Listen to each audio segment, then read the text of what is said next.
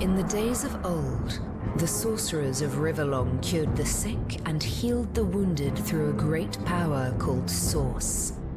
But a terrible darkness invaded the land, and Source was forever tainted. The sorcerers who once healed now only destroy, and madness has overtaken them. A few brave Source hunters are all that stand between Riverlon and the dark power that threatens to destroy it.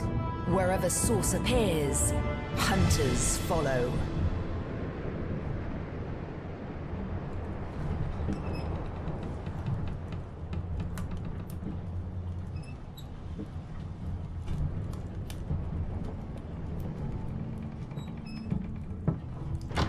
Rise and shine, Master Source Hunters. The captain wants you up on deck. Hear them gulls? Means we're close to shore. I don't ever you go in there, Master Source Hunters. City's full of undead, hungry enough for blood. But you're supposed to investigate that murder, ain't you? They say it's Source that did the Counselor in. Source in a city like Syceal, nowhere safe anymore. Here they are, Captain Sir. God's blessings on you, hunters. You'll be happy to hear we've reached Syceal. But there's trouble offshore, so we'll have to sail in carefully. Here, have a look. Those are orc ships, and they're blocking our passage. We'll get you as close to the city as we can, and drop you off on the beach. Be wary now. Orcs are on the attack. Undead have closed every route out, and there's a sorcerer on the loose. If we're to get justice for the Counselor, you'll have to keep your wits about you. May the luck of the gods be with you both, Source Hunters.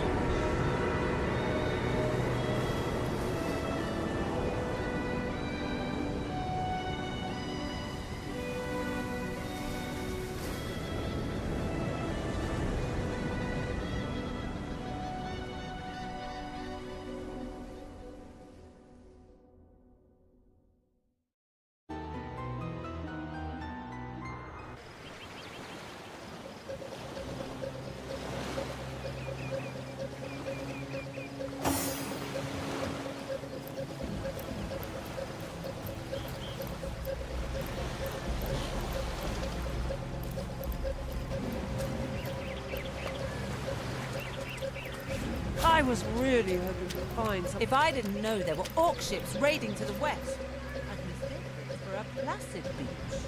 At least the orcs make a bit of noise when they attack. It's dark-dealing sorcerers that'll strike with neither warning nor mercy. Is that a corpse? What's it doing here alone? What? Did you expect it to have an entourage? Can you believe this? The man jumped off a cliff at the behest of some statues, of all things. Agreed. Call me skeptical, but a little proof goes a long way for the rational mind.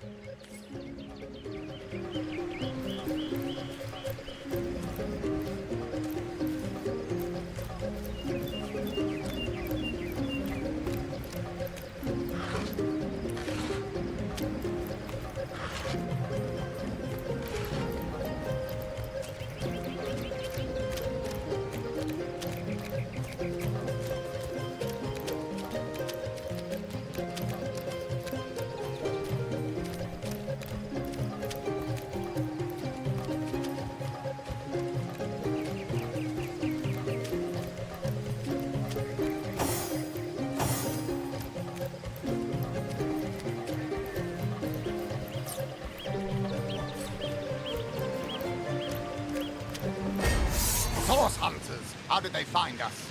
Take the stone to the temple. These whelps will be easy to crush. As you say, Madam Conduit.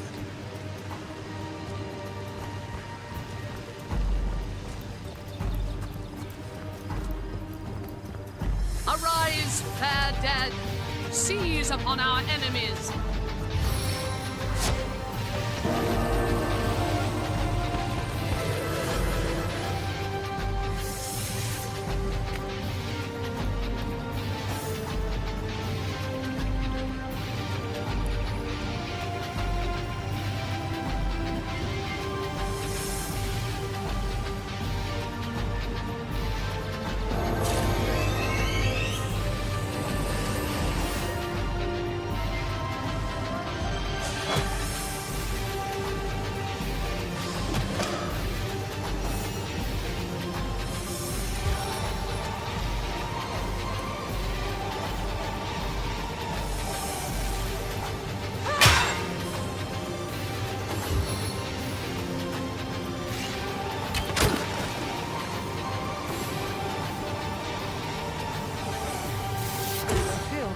Sire.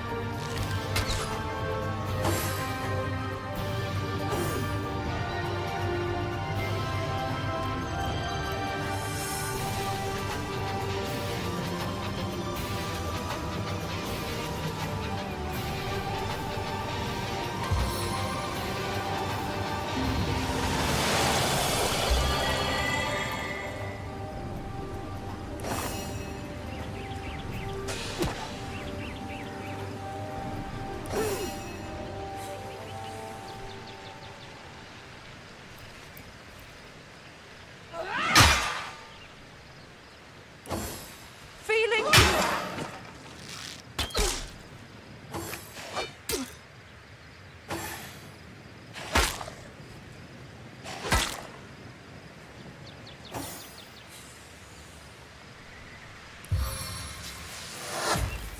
I can take you all with one shot! Just watch!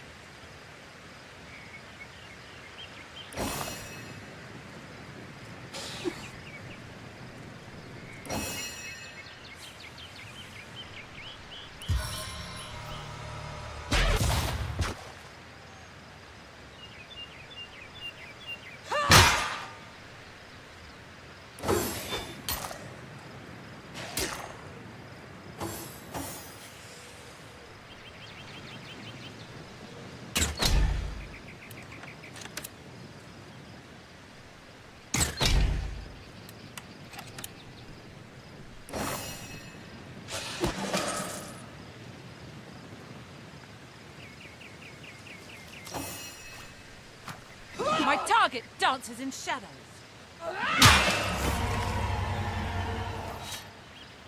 Their leader said something about escaping with a stone.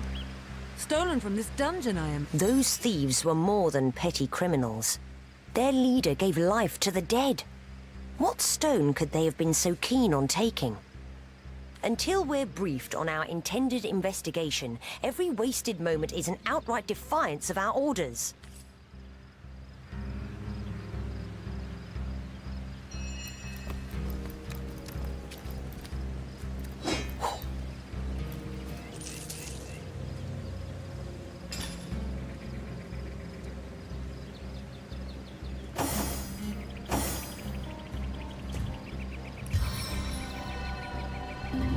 We're not done yet.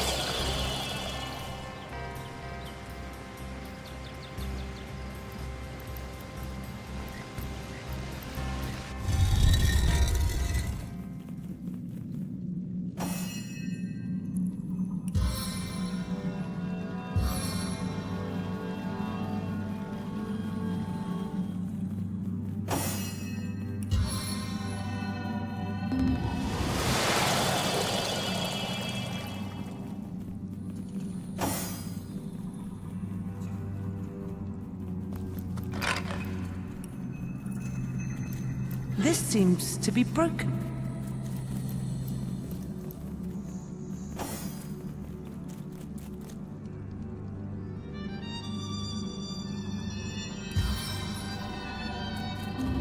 I've got all the remedies.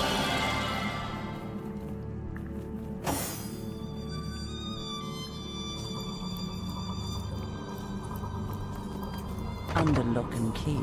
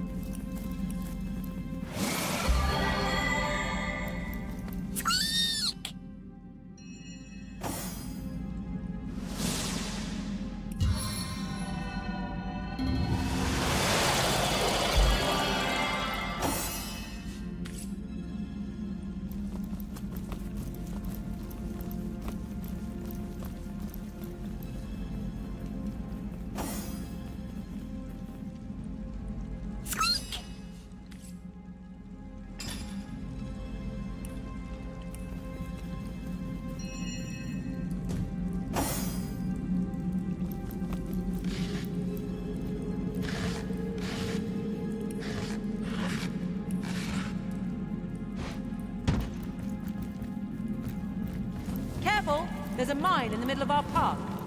Someone must have an interest in protecting whatever's kept here.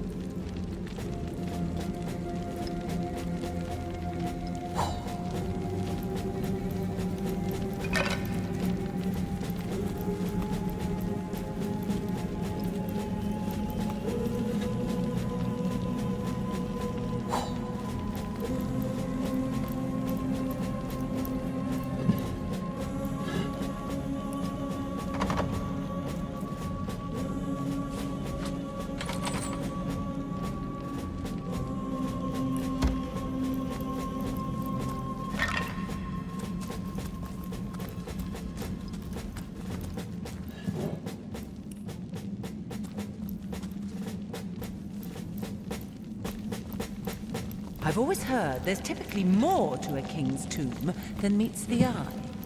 It could be a myth, or it could be our lucky day.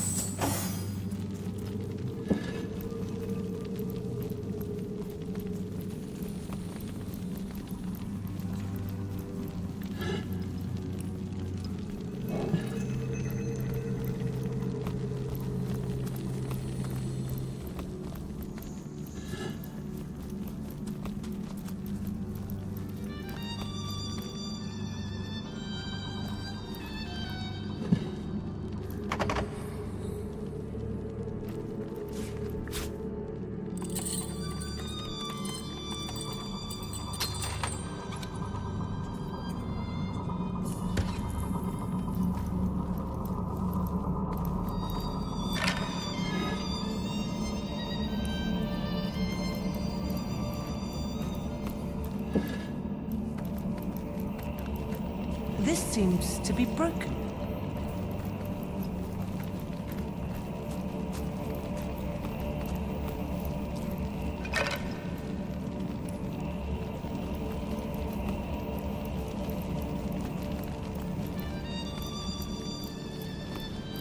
I've spotted something interesting.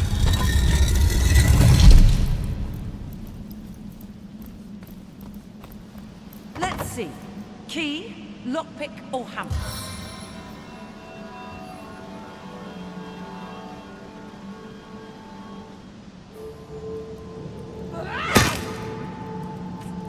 We made short work of that door, but I don't imagine our weapons would survive such use for long.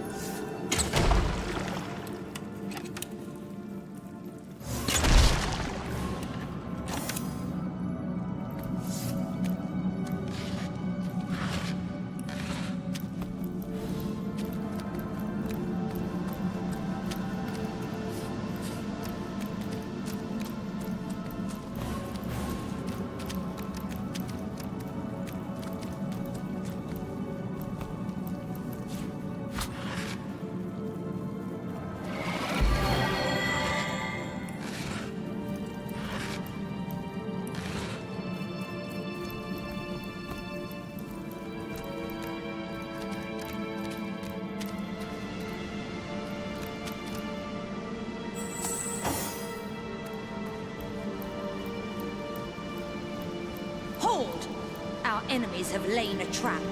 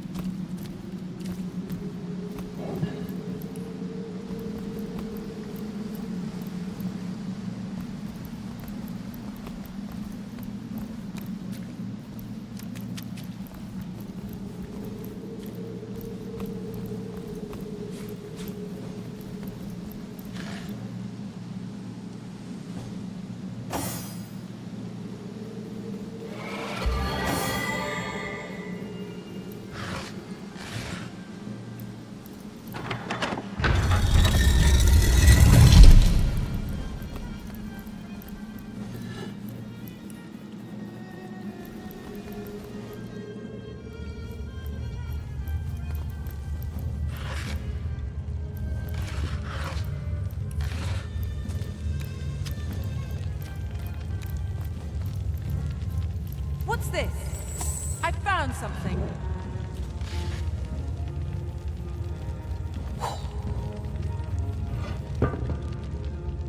I've spotted something.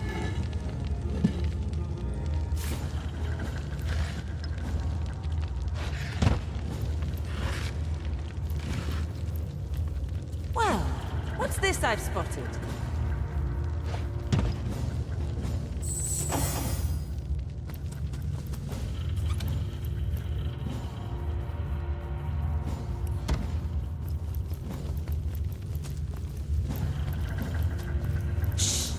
I think I hear voices downstairs. The last thing we need is to surprise another angry summoner. What's that? I think there are hidden foes ahead.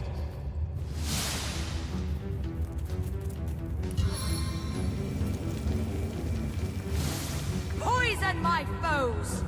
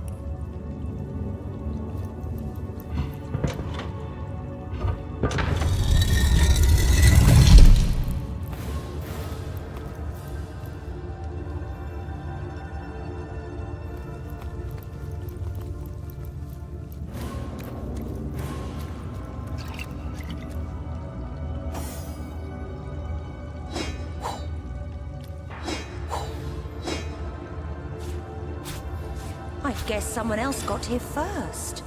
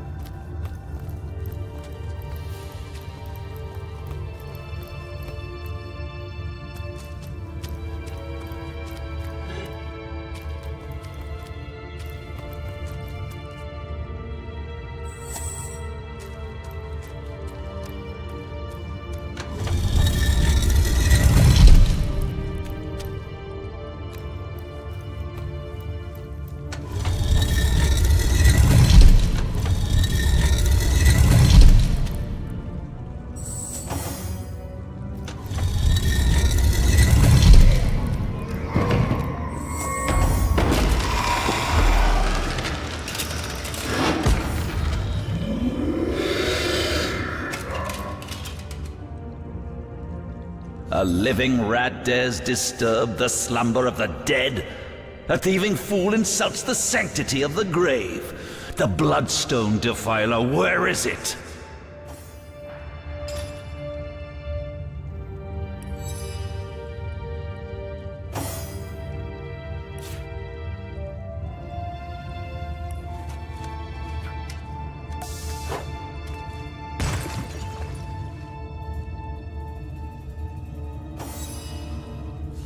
I suppose you only crept among these sacred tombs for leisure.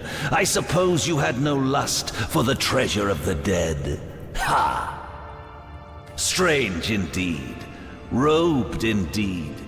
Your tricks will not save you from retribution, deceiver. The Bloodstone, deliver it now and I may deign to end you quickly. In life, I toiled to care for these holy grounds. In death, I protect them from profaners and poachers. The legacy of Cecile is mine to preserve. Her traitors are mine to destroy. Run if you like, defiler. Whichever way you take leads you to the grave.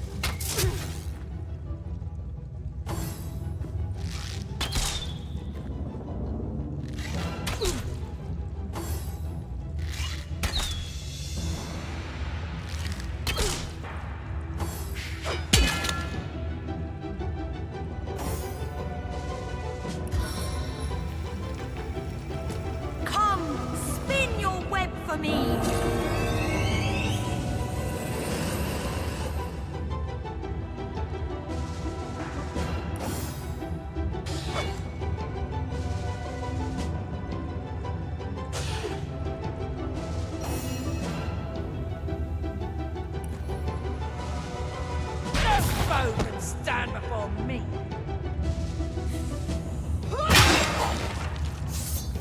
Death never dies, fool. Death in 1,000 forms rules all. I've been struck by lightning!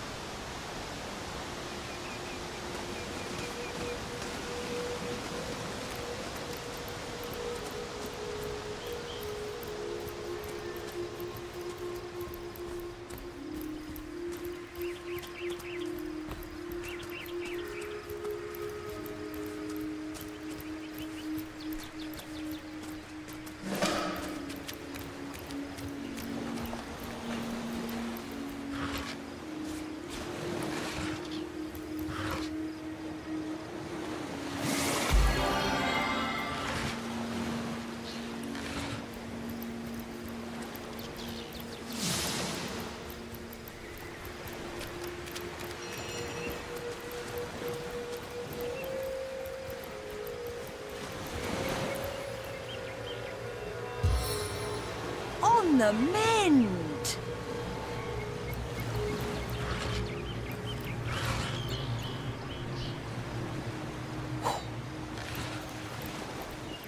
Single malt, imported all the way from Hawksbury, you know. Hold it right there, Orc scum! No one slips past the Legion unchallenged.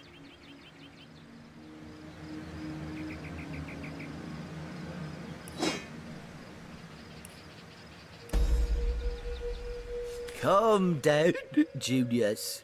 Doesn't look like one of them orcs to me. Not a single horn in sight, you know.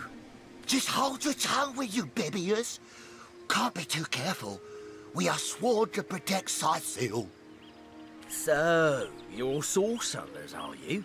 And how are we supposed to verify that's true? We can't read, my friend.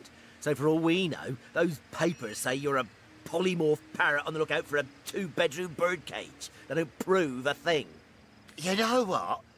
We'll take you two to the wizard. I know he reads. He has books large as a house, that one. Yeah, he'll squeeze the truth out of you, one way or another. Excuse me. I'm not going to be pushed around by two inebriates. I say we sober them up, and quickly too. Pick their side if that's your want.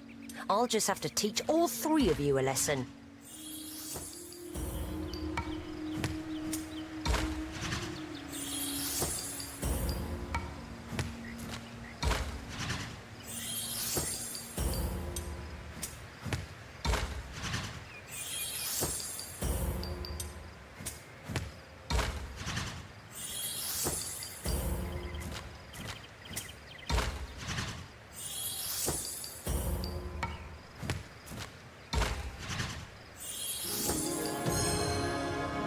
Very well, have it your way.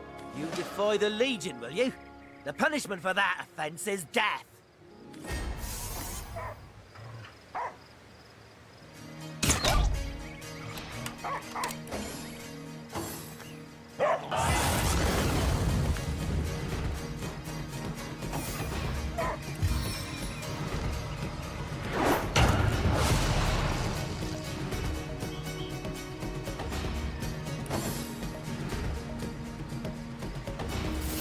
My veins are torn open!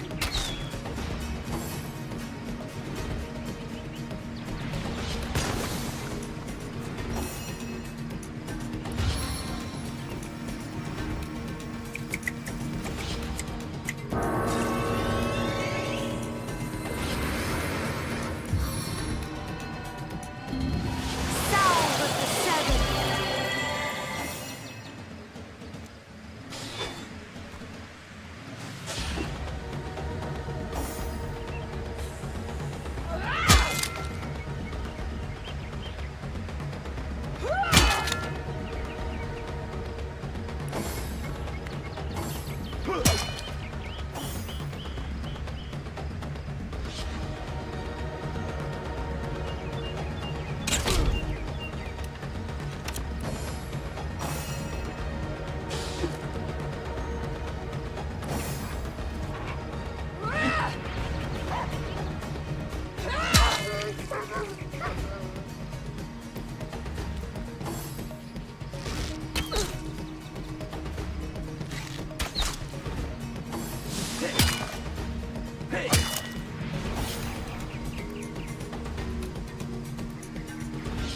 Who's laughing now?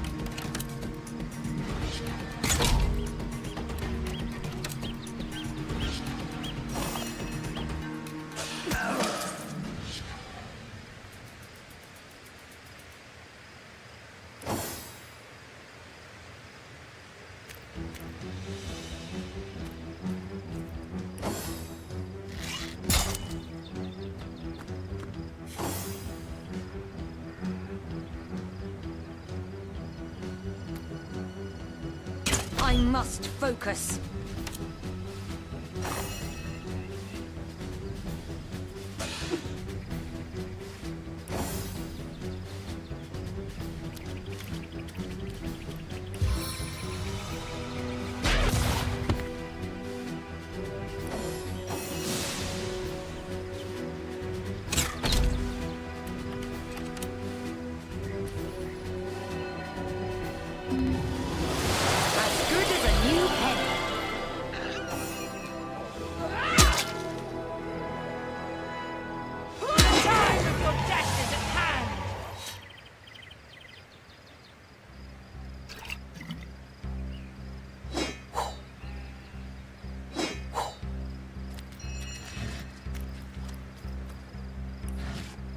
Well, there we have it. 2 dead legionnaires.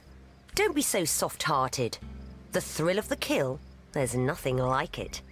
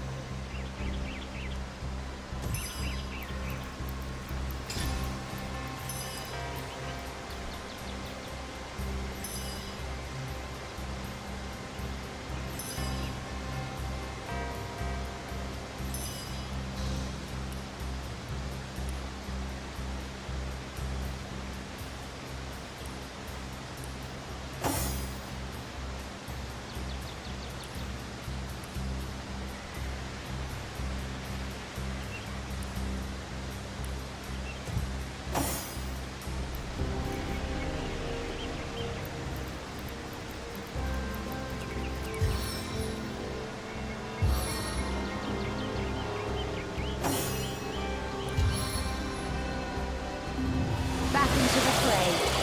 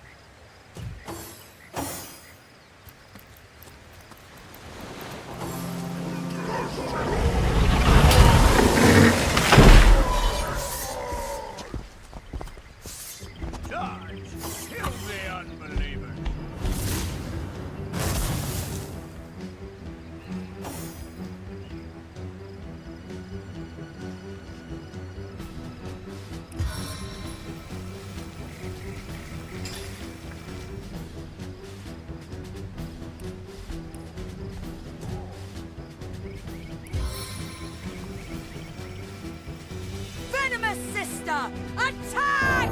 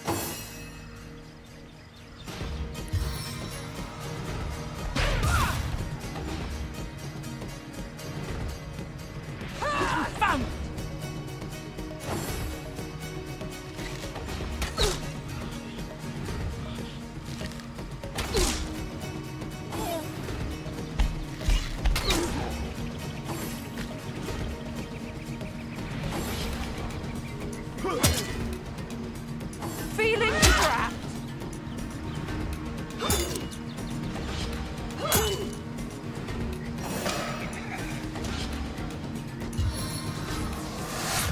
One mark is not enough.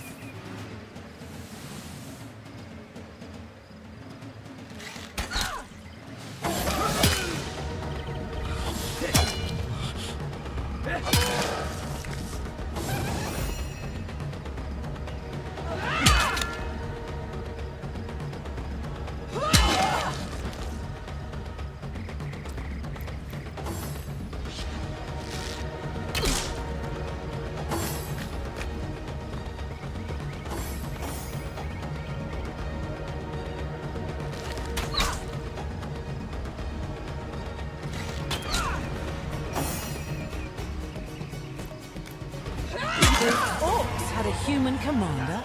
How very curious. And disquieting. They hear the fight.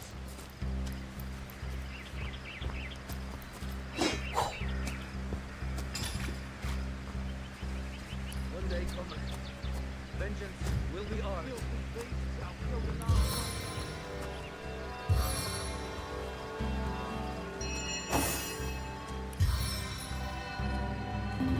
Back into the fray.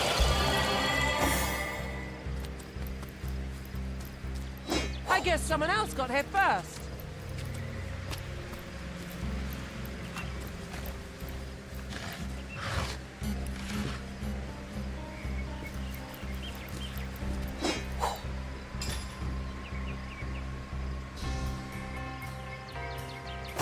Taken before his time. Filthy beasts, I'll kill the last one of you.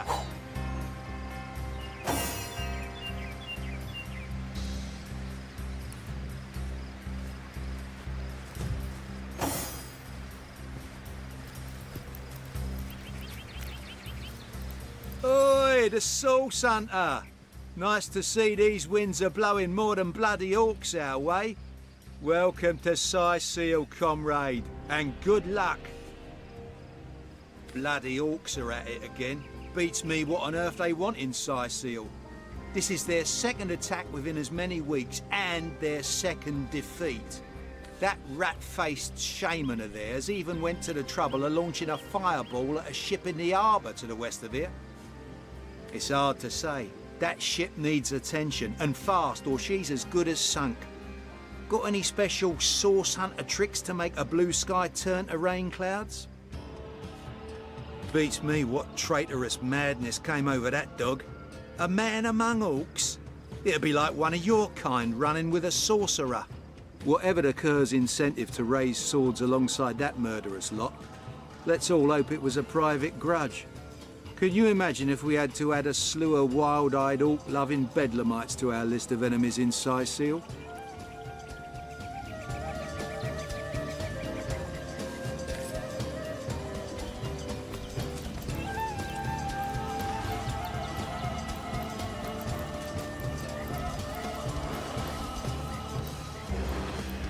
One day coming.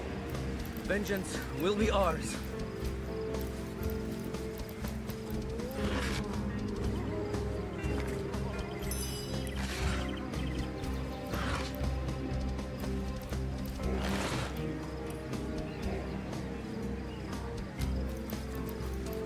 I like you much better with your guts on the floor.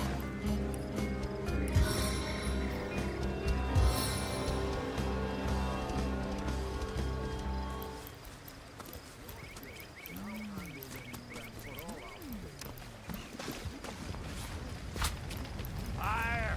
Fire! Our ship's ablaze in the harbor. We need help. Fast!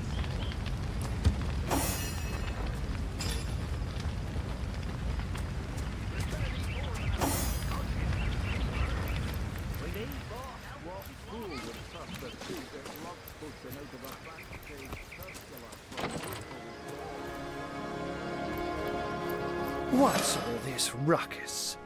Sounded worse than a dozen tomcats fighting over the world's last mackerel. Ah, but I see we've suffered another orc landing. And judging by the relative ease with which it was dispatched, I can only come to one conclusion. Source hunters have arrived in Sicil. You're as welcome as a glass of cooled milk on a hot day, my friend. I'm Ahu, at your service. It was I who requested your presence in this troubled city. So you were, and so you weren't. Behold! There we are. Meet my other half, hunter. Ha ha! No need to look so flabbergasted. I may be a wizard rife with tricks and guile, but I assure you my plea is an earnest one. So, now that the cat is out of the bag, let us turn to the matter of Councillor Jake's murder. It's hard to put my finger on it, but I can feel in my very whiskers that sorcery was at play. Visit the scene of the crime, and I'd bet sardines for salad you'll say the same. Captain Aureus, though, the local commander of the Legion, insists I'm seeing ghosts. I insist he's blind to all but the undead. Jake was murdered in a downstairs room of the King Crab Inn, up in Sicil proper. The Legion keeps it under lock and key, though, so you'll need Aureus's permission should you want to have a peek. So there are, or rather, there is. Popular opinion has it his wife did the deed, but to be frank, I have my doubts. She seems a likely candidate, to be sure, but that would make her a sorceress. Esmeralda knows how to charm, yes, but I just don't see her magic extend beyond a frolicsome look and wink. Still, don't simply take my word for it, Hunter. It may be well worth your while to cross-examine her yourself. The Legion has her under guard in her shop near the town square. That's where you'll find poor Jake's widow.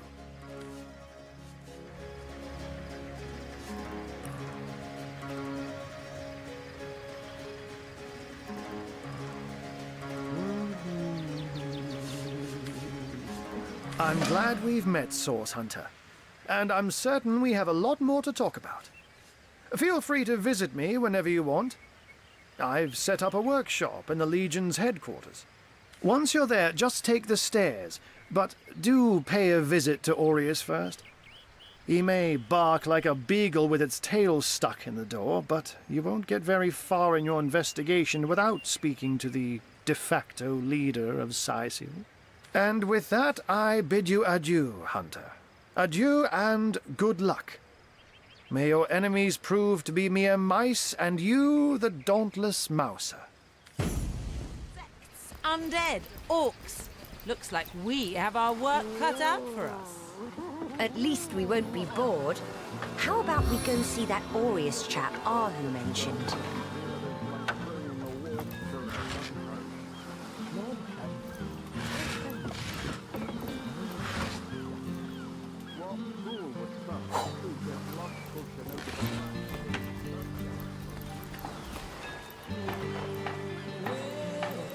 What do you think you're doing?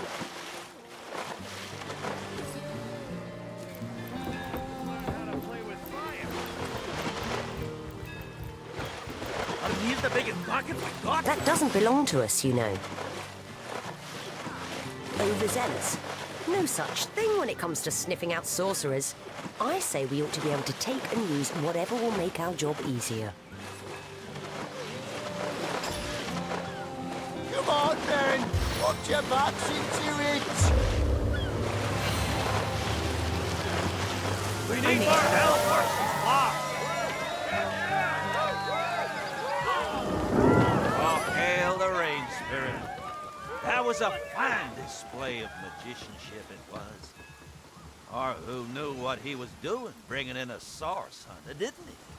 I thought the old gal's fate was sealed when the orc shaman set his fiery gaze on her sails.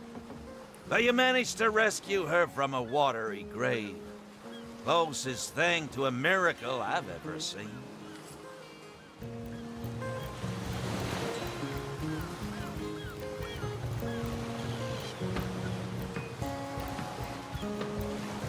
Our home, our livelihood, all sunk in a matter of minutes while we could do naught but look on.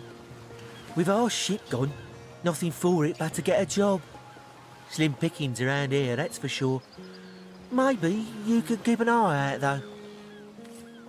Curse the gods. Is it so difficult to find a day of labor? Joyride. Sauce? Here in Siceal? Ah, of all that cursed hunks of rock to land on, Conrad chooses this one. Madness. Thought we were done with those swampy uglies a fortnight ago. Note, though, that none of them dared to come close to the tide splitter. Oh, and don't forget the time he got caught passing a love note to the Lizard Council's wife.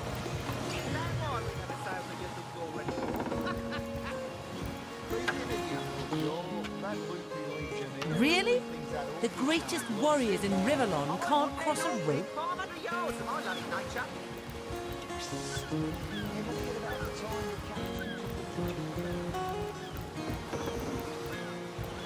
I said to him, I said myself, if I don't start earning an extra gold piece of I'll walk out.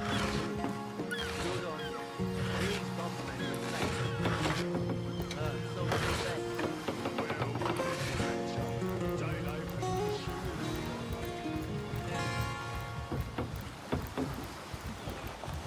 I wouldn't let it all within 500 yards of my loving nature. Ever hear about the time the captain took the Duchess of Feddle's carriage for the joyride? Ha! Knowing him, he drove it straight to the pub and back. Oh, and don't forget the time he got caught passing a love Ahoy, note. sailor! Are you enjoying the fresh winds of Siceal? Speaking of youthful gore, that loopy legionnaire really thinks that orchid charm loves him. I wouldn't let it all within 500 yards of my loving nature.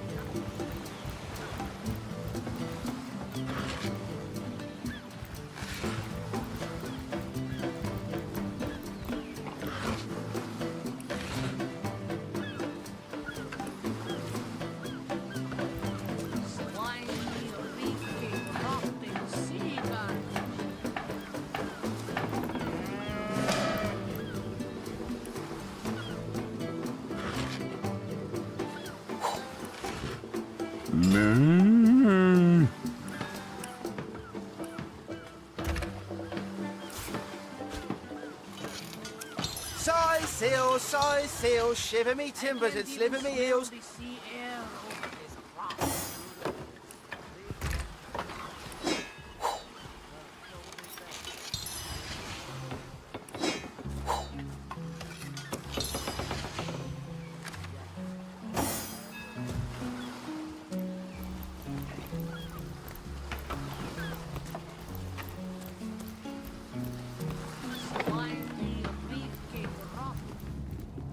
Salutations! Source hunters, I see.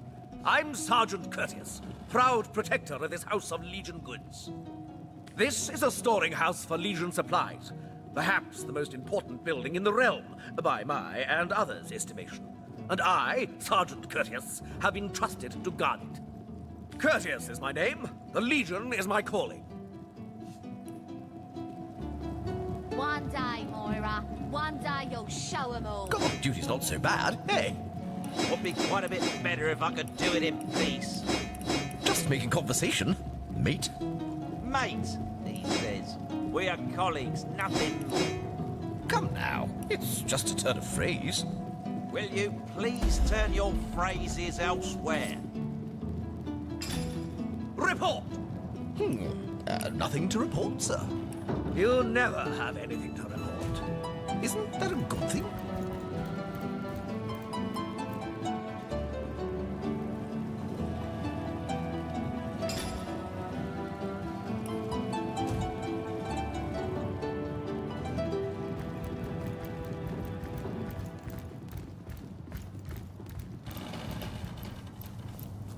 Ah, who better than a proven orc crusher to convince my dumbbell of a friend here that orcs are predators, not pets?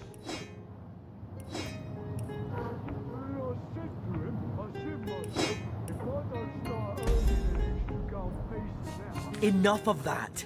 I know how dangerous an orc can be, But this one has been reformed. Anyone can see that she's completely docile.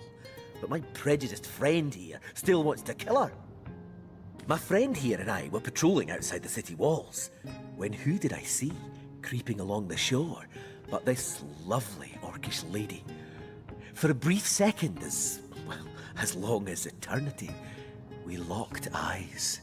Perhaps confused by the butterflies in her stomach, she sprang up and began running, claws bared towards Marius. Fortunately for him, I had the presence of mind to ignore my sword and instead adroitly fling my pouch of trinkets towards her. A vial of love potion shattered over her head, and when she turned to face me, she became instantly enamored. I'm sure she must have been compelled to join the Orcish army under some kind of duress. A lady with such a sweetly savage manner would never willingly join up with those vicious marauders. Ha! I can assure you there wasn't a hint of sweetness in those murderous eyes when she lunged at my throat. She may be confined here for now, but who's telling when she'll escape and who she'll rip to shreds? Ah, I've always had an amateur interest in all things alchemical. When I read in an esteemed periodical from the Wizards of Youthful Gore about an amazing opportunity that could change my life, I had to act fast or lose the once-in-a-lifetime deal. I sent away for the world-famous love potion, available for a limited time only, and it has worked exactly as promised.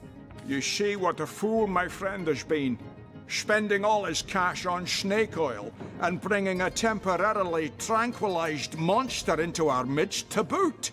What kind of monster would lie in a published advertisement? I'm sure the effects of the potion will be everlasting, as printed.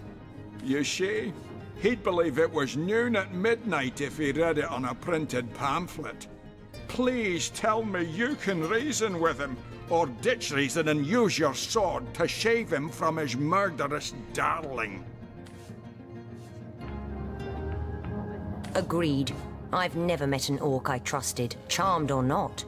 Glad to hear I'm not the only one with common sense around here. I'll do the honors myself. No! She's harmless! Please!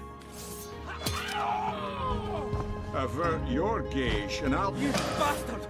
You had no right! She wouldn't hurt a fly, and I won't let you hurt a horn on her head. It's you we need protection from, murderer. Thank you for talking some sense into that knucklehead. That she-beast would have been the death of us.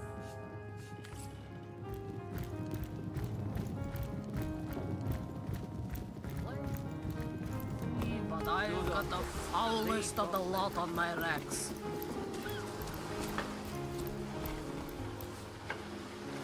Never been homesick a day in my life until I sailed to Sicile.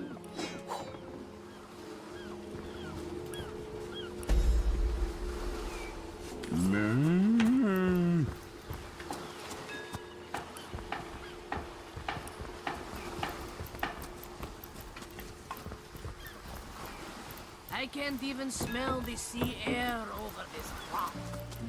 That orc would have literally broken Ninius's heart. Thank you for resolving the matter.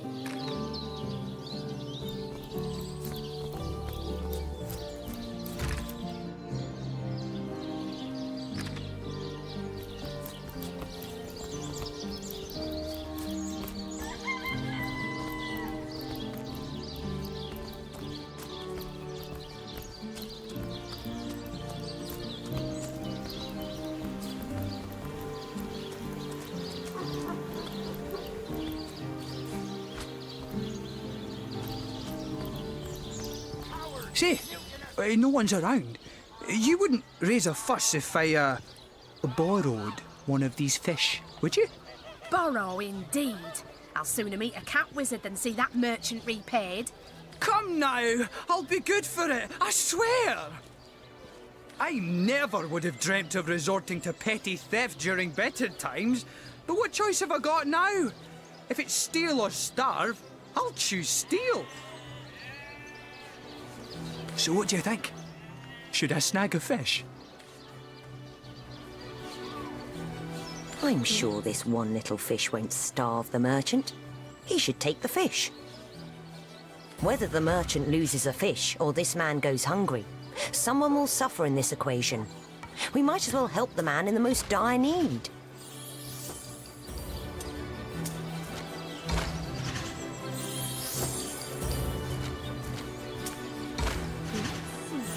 Halibut, sheep's cheese, tomatoes.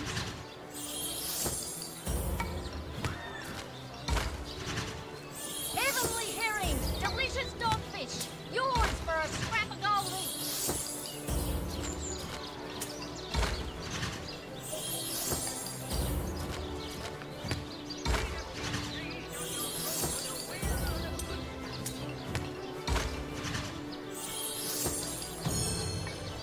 All right, we'll do it your way. That's the spirit! Or should I say, the soul? Sir, did you just steal that fish? No, I paid for it. The merchant just left, but I paid. I paid before. You were a witness to this event now? Tell me what happened. I'm straight. Simply shocking the way he so blatantly lies.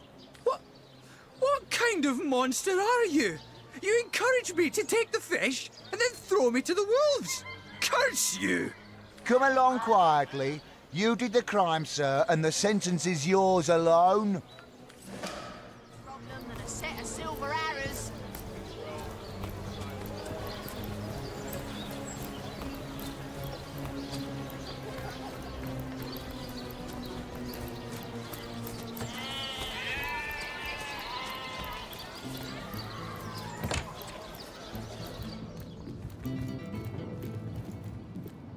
What?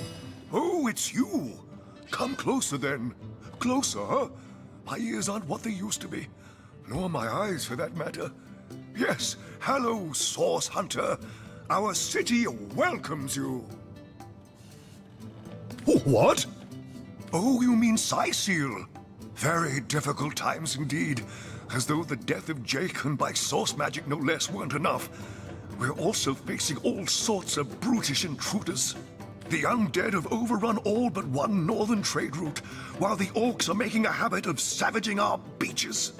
That's not to mention that at the top of this whole caboodle, there's rumors of some new religious sect or cult or some such sticking its tendrils into the innocent, seven-fearing folks of Cyseal.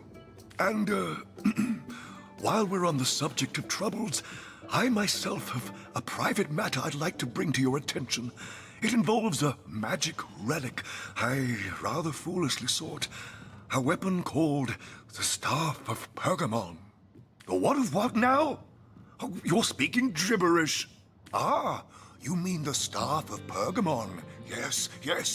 I was expecting a shipment of weapons, and among the cargo was this very powerful, very rare staff. I managed to place the order through means somewhat, atypical to a government official.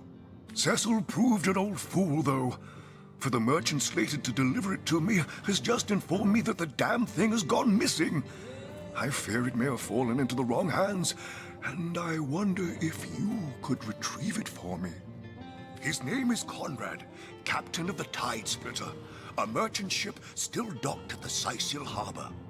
You can talk to him if you think it'd help, but I'd quite like to avoid getting the Legion involved, if you don't mind. The staff itself contains a shard of an ore, highly valued for its use in the weapons of war. I know use of the material to be forbidden, but I was desperate to do something to aid the townsfolk against the undead. Jake, murdered? Oh yes, Yes, now I recall. Indeed, I could hardly believe it myself. The Council and I have certainly had our differences over the years, but old squabbles evaporate under such circumstances. Most of the townsfolk are certain Jake's wife Esmeralda is responsible. In fact, the Legion have taken her into protective custody to keep her safe from the mob. As you can imagine, I've known Esmeralda for years. That business between her and the Duke of Ferrol was always a bit, suggestive. But I've never had cause to suspect her of violence. Still, one never knows for sure. An all-right bloke, apart from all this Esmeralda nonsense. The whole town knows the only goal of his business trips to Sicil is to spend a night or two at the King Crab Inn with Mrs. Counselor.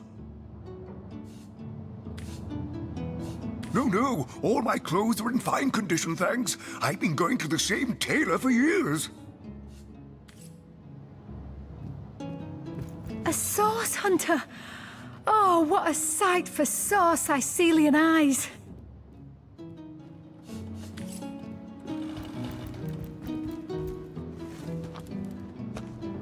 Omnes autem mali demonis quam.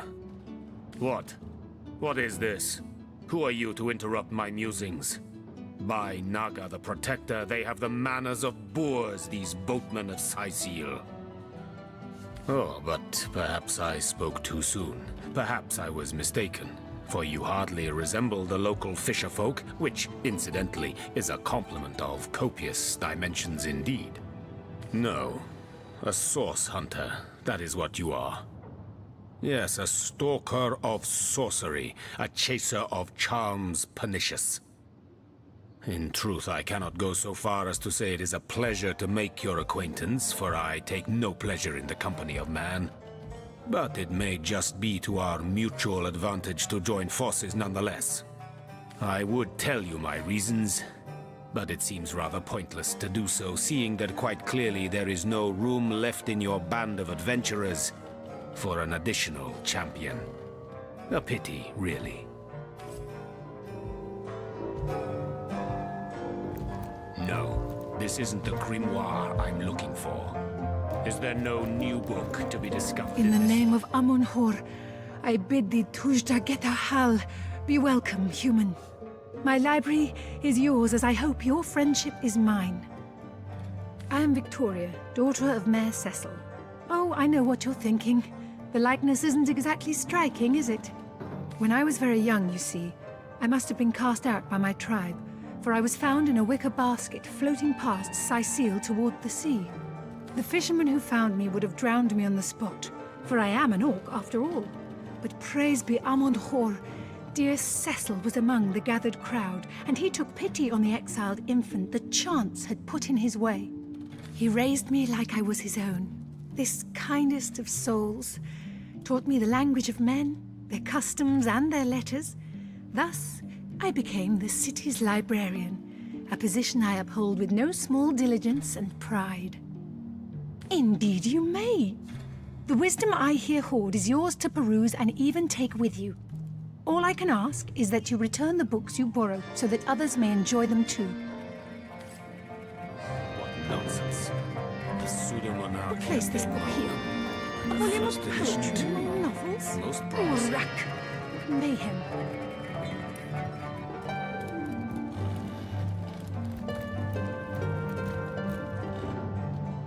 We'll place this book here. A volume of poetry Demonology or for novels? dumbbells. Or rack. Mayhem. Need something more advanced. Is there no new book to be discovered in this library?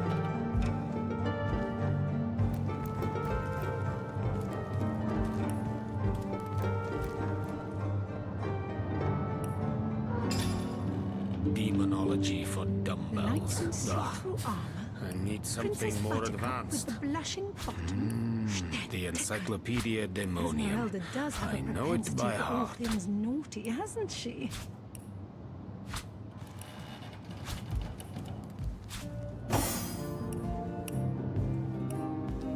Demonology for dumbbells. Ugh.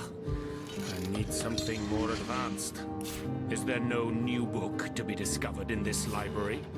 We'll place this book here. A A volume of poetry among novels? Urak. Mayhem. The lesson.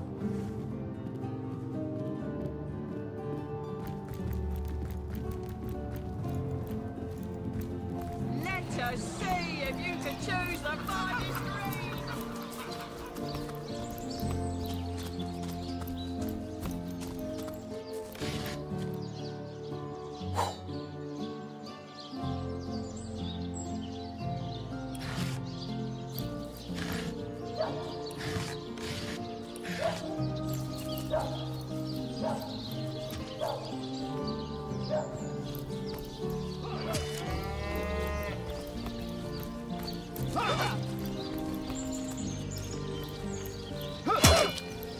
I'm overheating here.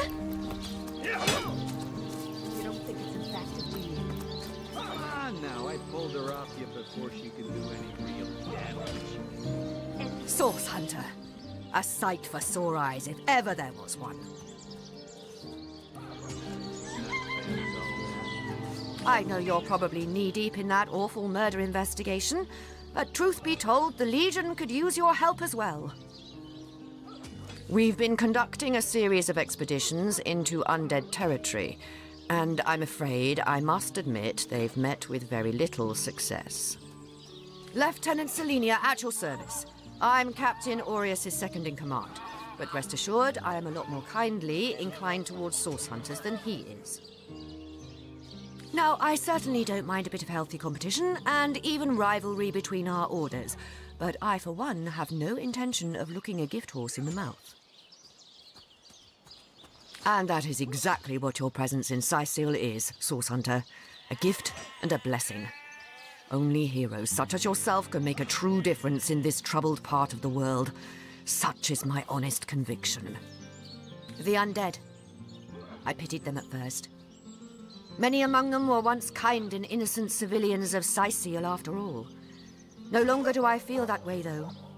Too many of my soldiers have fallen. The dead must be put down without mercy, if we can. The bravest among my men and women tell me they are weaker in the west and stronger in the east. So I suggest you head westward if you want to flex your muscles and test the waters before blindly diving to your death. I shall be very glad to share what information I can give you. It's very sweet of you that you are trying to get these men a job, but I'm afraid they're not Legion material. Sure, they can tie a knot and blow a whistle like the best of them, but even with a sword in their hands, they wouldn't stand a chance against the undead, and I don't want any more blood on my hands.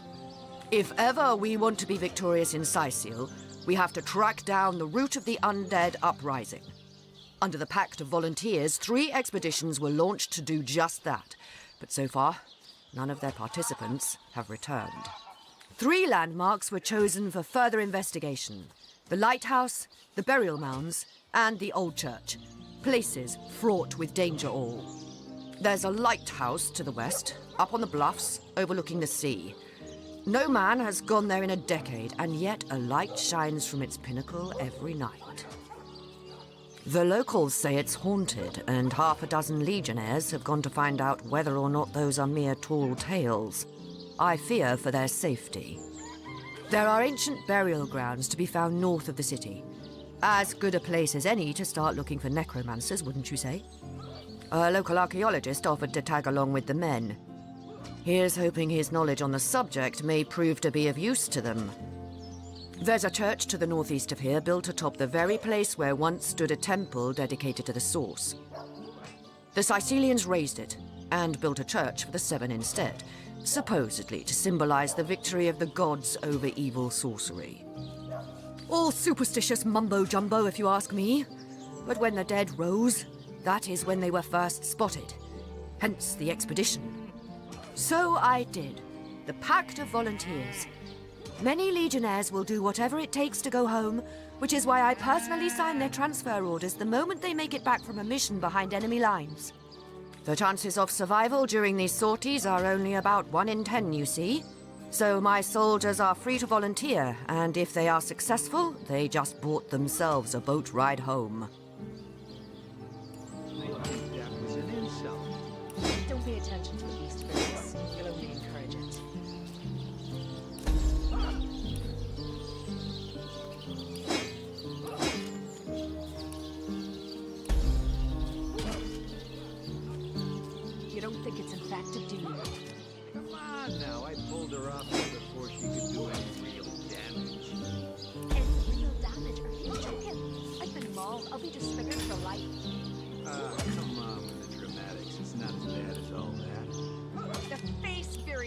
She bit me in the face. Look on the bright side. Everyone knows the ugly soldiers are the most ferocious. Ugly'll be the least of it. The beast looks rabid. In that case, you'll have the pleasure of putting her down yourself. Greetings! These stores... Don't let that rooster escape! He's already on the menu for tonight! Story indeed. Perhaps we too can have a bite later.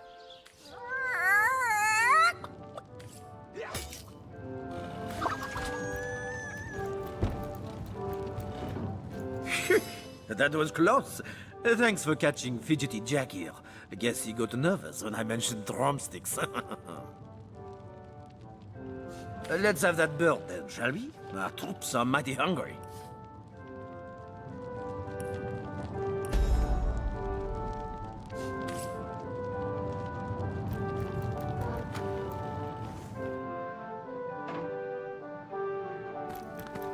Well, Source Hunter, you come to the right place, you have. I got every style of equipment to fit you from head to foot, if it's a trade you're after.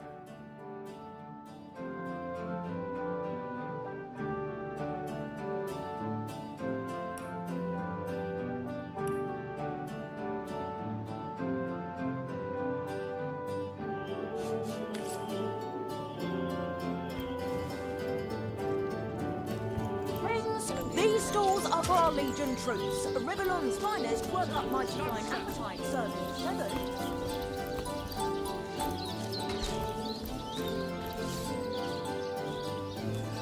You don't think it's infected? The Source Hunters here too? Well, if the Legion couldn't save this place, what are you gonna do? Joking. I've been mauled. I'll be disfigured for life. Come on with the dramatics. It's not as bad as all that. Face furious. She bit me in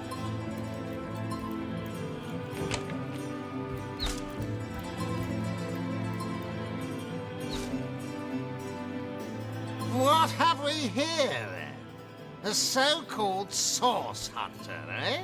Well, look, do what you must in Scythial, but don't make waves and don't interfere with the Legion's affairs, you hear? Gods above! Some politician snuffs it and everyone's in an uproar. Ridiculous! I told that wizard brat of an Ahu not to bother. But he just had to send for Source Hunters, didn't he? Bloody magicians. They see a pigeon poop and think sorcery's afoot. Nevertheless, I want to be kept in the loop. Understand? I am in command of this town, not Mayor Cecil, not Ahu, and definitely not some hotshot Source Hunter. So investigate Jake's death if you feel so inclined, but report back to me the moment you discover something out of the ordinary. The scene of the crime is over at the King Crab Inn. You can tell the guard you have my permission to enter. Now off with you! Esmeralda is Jake's wife. Well, widow. Everyone in town, down to the crabs on the beach, is convinced she killed him. Now, the girl has the reputation of being a flirt. There is that. But that doesn't suffice as evidence, wouldn't you say? Or do Source Hunters rely on hearsay alone, perhaps? That certainly would explain some of the cock-ups you lot have made in the past. What? You're going to stand there and claim with a straight face your order never wrongly tortured and executed anyone? Hardly. But I won't stand for such nonsense. If you bring evidence before me, I'll evaluate it with perfect objectivity. The Legion relies on reason, see? Not idle superstition.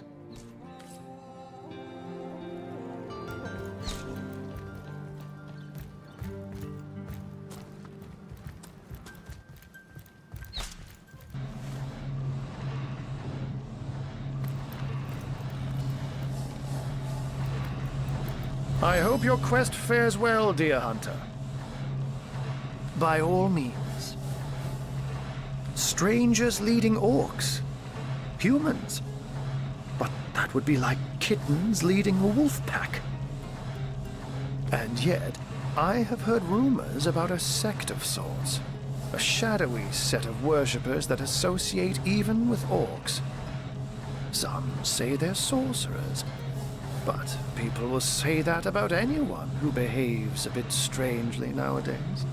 I don't know quite what to make of this news, but thank you for informing me. It would... Of course. I hope your investigation fares well. I myself have none, even though the rest of the town has already mentally tried and convicted Jake's wife, Esmeralda. Now, it may well be established that she is, in fact, the guilty party. I'm not claiming that I'm certain she's innocent, but let's just say that if I really thought this murder case would be so very easily resolved, I wouldn't have sent for source hunters. I can but piece together what few morsels fell from the grapevine into a rather disappointing meal, I'm afraid. They say a woman arrived in the King Crab Inn sometime after midnight. She retired to a room on the ground floor where she was soon joined by a man who had been nursing the same cup of wine for hours. I say man and woman because both of them were cloaked and recognized by none. About an hour later, another figure arrived, headed for the same room. Soon after, a terrible commotion erupted and the thundering light of magic was witnessed by the few remaining patrons. It took a while for the landlord to pluck up the courage to enter the mystery room. When finally he did, he found Jake there, dead. How and why he came to be there, no one knows. But I had a good look around the scene of the crime before the Legion barred anyone from entering. The traces of magic I felt were vile. Source, no doubt.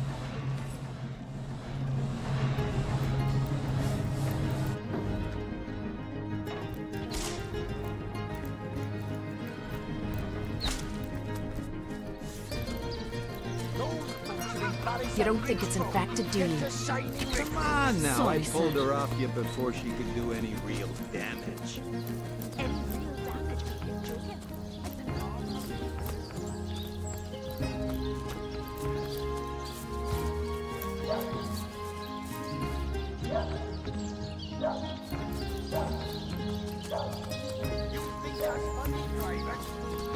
Ugly will be the least of it.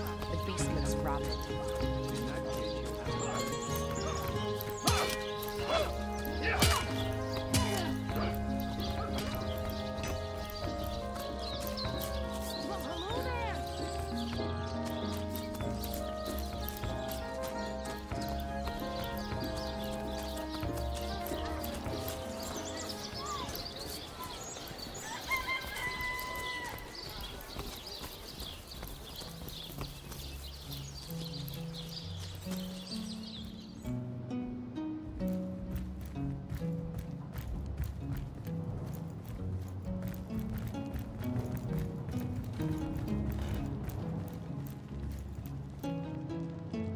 Lords above, grant me patience.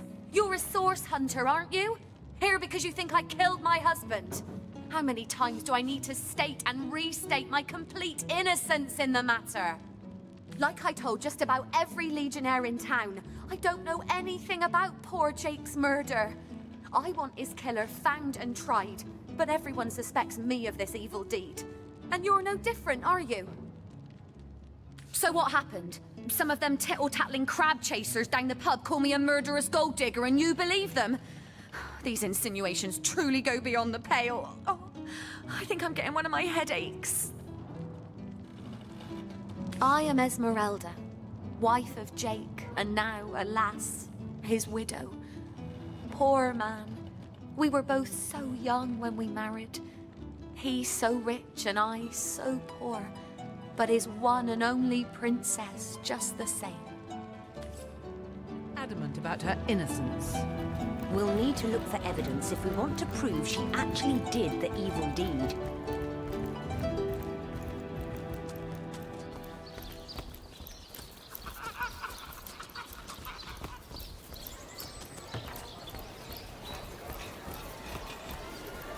Join the Spud Club if you've got an eye for farm potatoes. Watch the undead quiver in their Any mouldy further news boots. about the orcs? Not as near as I can tell. I can't tell one side. can't have gotten far. Anybody?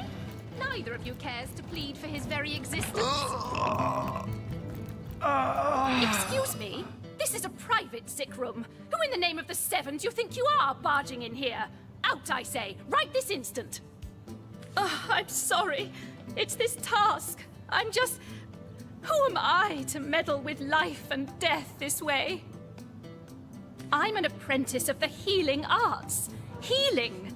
But this decision feels like precisely the opposite. I have but one healing stone, you see, and 2 direly wounded men who need it. I've been racking my brain trying to decide on the best method to settle this grave situation, but perhaps it's better off in the hands of an esteemed source hunter. Surely you are more accustomed to weighing life and death than I. Yes, a curious relic indeed. I got it from a kindly abbot, Loic by name, in the northern town of Silver Glen. He is of a certain faith, the Immaculates they call themselves, that espouses the belief that certain stones can heal wounded flesh. I myself was nothing if not skeptical of his claims, but something happened as he handed me the stone. A small cut on my finger instantly healed, leaving no trace of the wound. Needless to say, but it's strange. The stone is only good for a single use at a time before it reverts to a useless, inert state. It takes time to regain its magical properties, and I guard you are? I thank you 1,000,000 times for your help.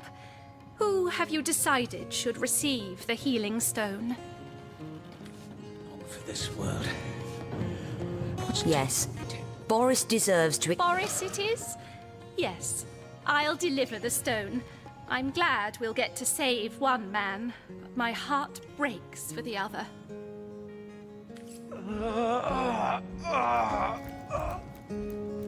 Thank the Seven. No, this is highly abnormal. What is this? I don't know what I did to deserve this, but...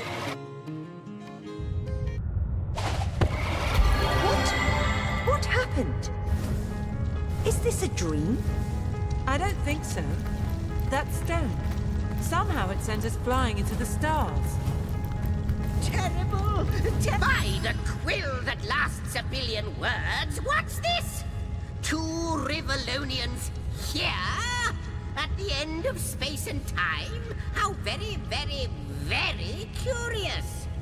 Oh yes, proper introductions. Zigzags the historian at your service. It is my job to record all that was, and is, and hopefully all that is to be. As for how I got here, well, for a historian appointed by the gods themselves, hopping to the end of time is as easy as 1, 2, 3.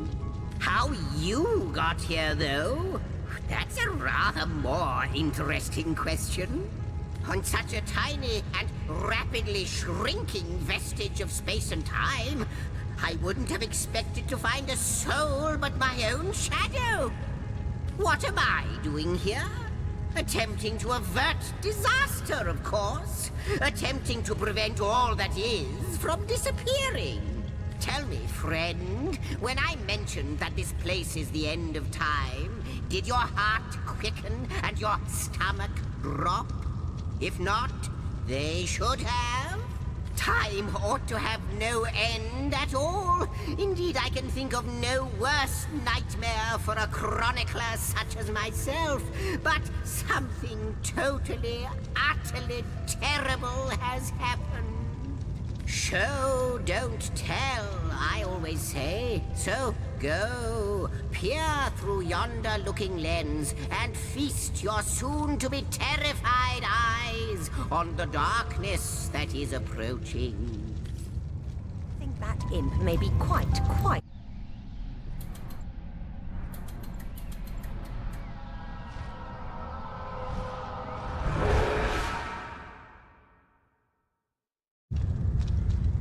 You looked. You saw. Terrifying, isn't... What's this? The portal. It's...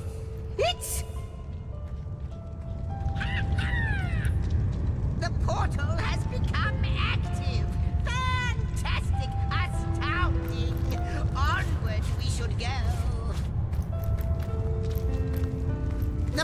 portal. It's quite sprung to life, just like the long dormant flames that decorate this observatory. After all my waiting and hoping, could it be? You, dear stranger, you must be the key. Something about your presence here is causing the end of time to grow. The true end itself to move further away. Those torches, alight! This portal active once more. It cannot be coincidence. Goodness me, how right you are. There's so much to take in, I'd nearly forgotten. And what you saw has been haunting my mind since I first discovered it. It is the void itself. The dragon that is devouring creation. When I speak of the end of time, this is exactly what I mean. I can't say for sure where it came from, how or why, but I do know this. It's shrinking our future by the second. And if we don't stop it, it will devour the past and present as well. Ah, though I cannot say for certain, if it is what I believe, then our prayers might well be answered. In fact, every last question that ever plagued your noggin might well be answered, for I believe what lies beyond this portal is nothing other than... But why spoil the mystery? As soon as we leap through, we'll find out for certain. It's not that I believe, it's that I have seen. Long have I been waiting here, hoping that one day this very portal would ignite. Then, no longer than a few mere moments after you arrive, zap it goes. The chronicler of time knows a pattern when he sees one. After you, after you. Oh, what wonders we may find on the other side. Yes, just as I hoped. There she is. There she is. And he's off. It seems the imp has spotted exactly who and what he'd hoped to find here.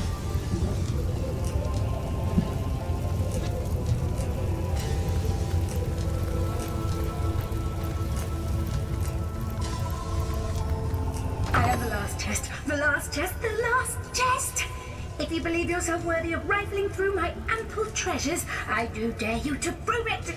Find my 4 sisters, no more than one in each of the realms of your wide world, and each by each, you'll discover how to open me! Could it be, milady? The weaver of time? Mother of history? Author of all that has ever been? Indeed, Sir Imp. As surely as you are he who chronicles all that I weave. Astounding! Unbelievable! I have so many questions for you, so much to ask, so much to say. You have brought guests, I see. Strange. Very strange guests. My reaction exactly, milady. It was their arrival here at the end of time that instigated my finding you. But why? Surely you must know. This is a question better put to our guests themselves. Tell us, how did you arrive upon this plane? A stone. So. It was a stone that caused the great shock of energy that brought you here. And it infused you with new life as well. Is that so? Not like this, no. What happened to you is unique in all my work. Never had I experienced something so contrary to my nature. To weave something I had not seen, had not expected. Life does not simply spring into existence, you see. But yours has. You appeared before me from the moment you came into contact with that stone. Starstone. I now know it to be called. But, Madam Weaver, how is it possible? Do you not see all? Have you not woven all that is and could ever be into your tapestry? Like the stones, your guests are a mystery to me. I see them before me in this world, but their likenesses appeared not upon my tapestry until they revived the stone. Source hunters, it would seem that yourselves and Starstone are inextricably linked. Why and how, I cannot say, but I do believe that finding more stones will reveal to me who you yourselves truly are. Starstone is not what it seems, Source Hunter. Its true nature must be part of a greater secret, a secret lost even to me. Do you see what violence my work has suffered? What wounds lay upon the tapestry of time? Mysteries of all time. Gaps in history. Oh, how they've tormented me for eons. It would appear that Starstone transforms at your touch, granting me new thread by which to mend the tapestry. Thus, it restores time itself. I see. What the void would shrink, Starstone restores. Yes. Though I cannot explain why this Starstone is the antidote to the void's ravishment of our realm. If we do not restore time, if we do not discover the true nature of these stones, the void will consume us all. Indeed you must, though I may not yet understand why. It seems that you and you alone can unlock the powers within Starstone. Yet we are not the only entities who know these stones to be so much more than pretty gems. Why, of course, that's what they were doing. I have recorded their doings, you see. Collectors of Starstone, more and more by the day. Now I understand. They'd keep the stones from our reach. They'd prevent the mending of time. Without these stones, Hunter, there will be no Rivellon. The entire tapestry will crumble. Even this plane will fall victim to the void's insatiable hunger. That shall never be, milady. As sure as Zix comes before Zax, we will put a stop to it. First we mend the tapestry, then we stop the void. Please, our most mysterious guest, are you ready? Are you willing? Will you hunt out the stones? Will you help us restore what has been lost? What'll it be, Source Hunter? Not a moment ago we were hunting Source in Rivellon, and now we're being told that we alone can prevent the end of time by way of some magical stones. What do you make of it? Still, it's quite a leap from finding a strange stone to placing the world's salvation on our shoulders. Come, I've got something for you if you're up to the challenge.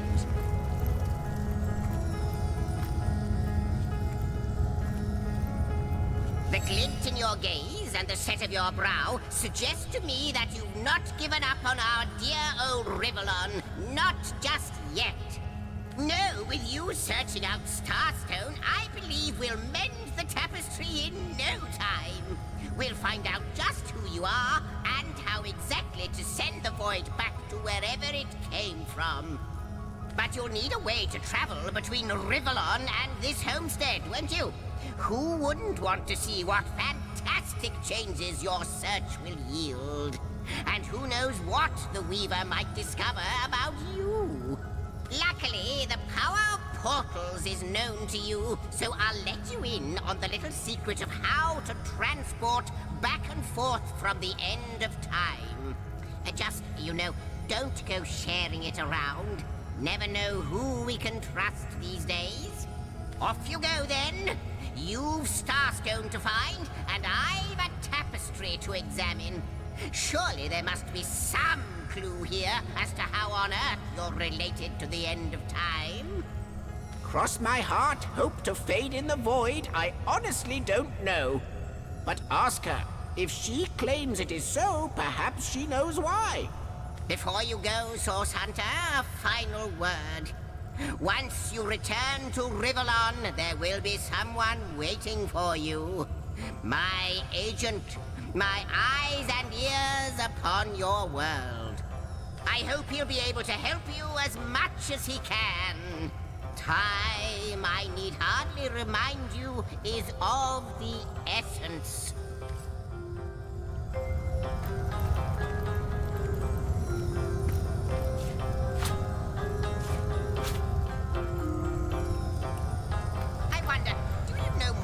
How welcome you are upon this realm, our most honored guest.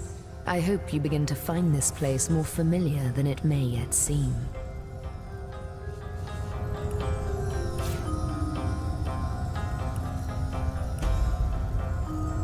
In the ethereal threads of eternity, do I record the deeds of gods and men, of beasts and spectral apparitions, the drift of continents through changing seas, the rise and fall of empires, the shift of every grain of sand on every beach, the fall of every raindrop on every world, the all but imperceptible touch of lovers' hands. This and all I chronicle without fault. Except, it seems, you.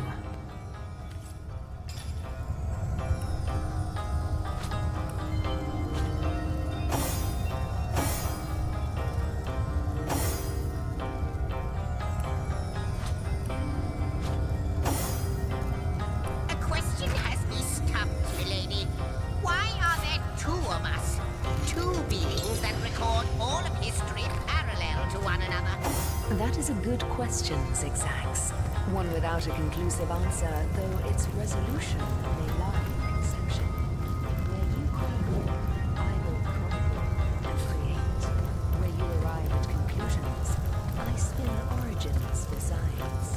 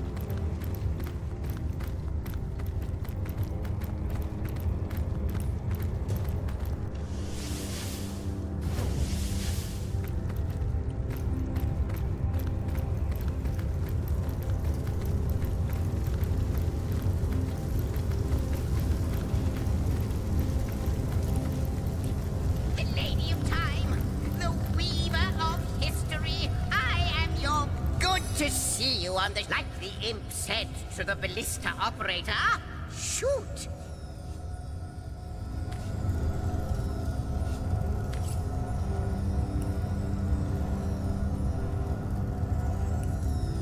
I wonder, do you know more about the void? What it is? What lies at the heart of it? What lies at its heart? Why, nothing, of course.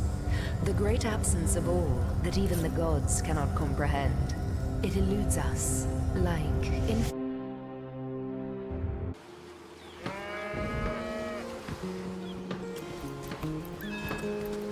Source Hunters, I welcome you once again to the realm of Rivellon after your travels through the chasms of space.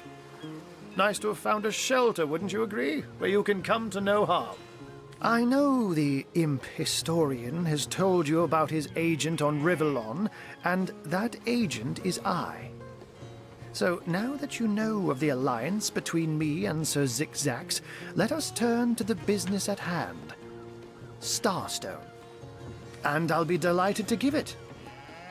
Dark webs are being woven around these parts, and it is my firm belief starstones are the flies the sorcerer's spiders are trying to catch. It can therefore hardly be a coincidence that Councillor Jake was a collector of the stones we seek. His foul murder and the plight of dying time must somehow be interconnected. That means the task you have been given remains crucial.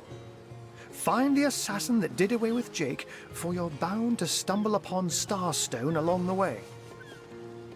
Oh, before you go, here, take this teleporter pyramid. A handy toy indeed that Zigzags asked me to give to you. You'll need the other one too if you want to make use of its powers, but alas, I seem to have misplaced it. Don't worry though.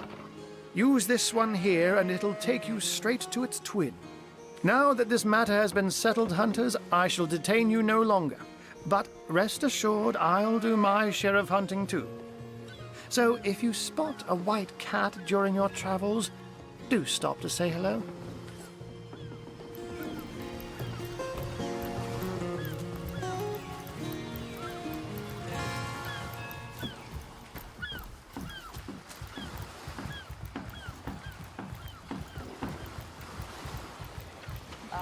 And don't forget the time you got caught passing a love note to the Lizard Councillor's wife. Is that why we never sailed the Yuthl's door anymore? Speaking of youthful yore, that loopy legionnaire really got all the time looks him. I wouldn't let it all within 500 yards of my loving nature. Ah! Lend me your hand! No, he did. He drove you straight to the bubble back. And don't forget the time you got caught passing a love note to the Lizard Councillor's wife. Is that why we never sailed the Yuthl's door anymore? Speaking of youthful gore, that loopy legionnaire really thinks that orchid charm loves him. I wouldn't let it all within 500 yards of my loving nature. Psst! Ever hear about the source? Here, in Seal? Bah! Of all the cursed hunks of rock to land on, Conrad chooses this one. Star for what now? No, never heard of it, much less seen it. Check with one of the others, maybe. Ahoy, sailor! Are you enjoying the fresh winds of Seal? Aye, that Cecil's worse than a rooster, crowing all around town about matters he ought to know are better kept quiet. Well, if you know about the staff, I suppose you also know it's gone without a trace. For my part, I haven't a clue where it could have gone. Overboard, stolen, or vanished into thin air. Though I'm quite eager to see it return. I've got a reputation to uphold, you know.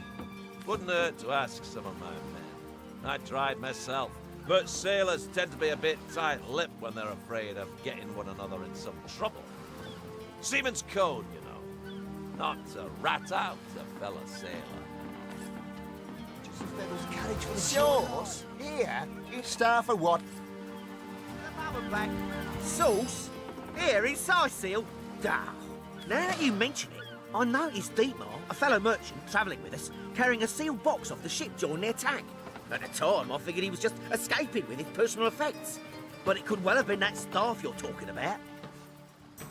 Well, sure, I saw him slip off the ship, but I haven't a clue where it could possibly be now. Captain Conrad's the man to ask for such matters. Sailor, what and news don't from the forget mainland? the time you Heard got anything caught. about the whereabouts of the magic stick yet? What? That weasel has it for sure. But I'll tell you this. I didn't speak of that stuff to a soul on board. If he's the one who took it, he must have known it was on the ship before stepping foot on her decks. I'm sure he'll make a run for it, probably by boat. I'd look for him on an out-of-sight beach somewhere. He's probably there now, trying to launch a vessel in private. If he hasn't already escaped, that is. Time he got caught passing a love note to the Lizard Councillor's wife. Is that why we never sail to Yuthungor anymore? Oh my gods! What is going on here? First I have to shoo away a creeping white tomcat, and now there's a perfect stranger in my bathroom. Get out, will you?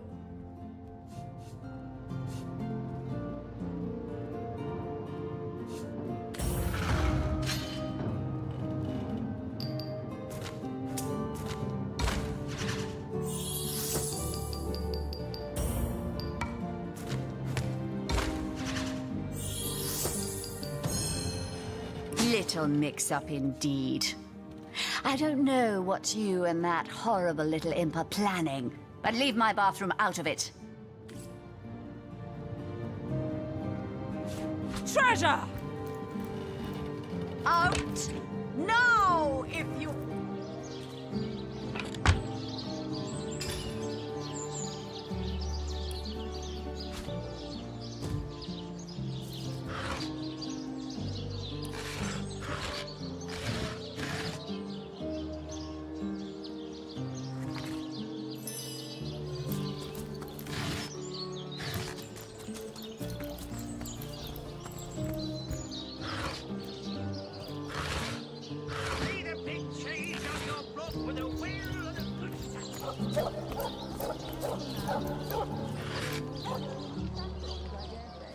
So you're just hanging around again, are you?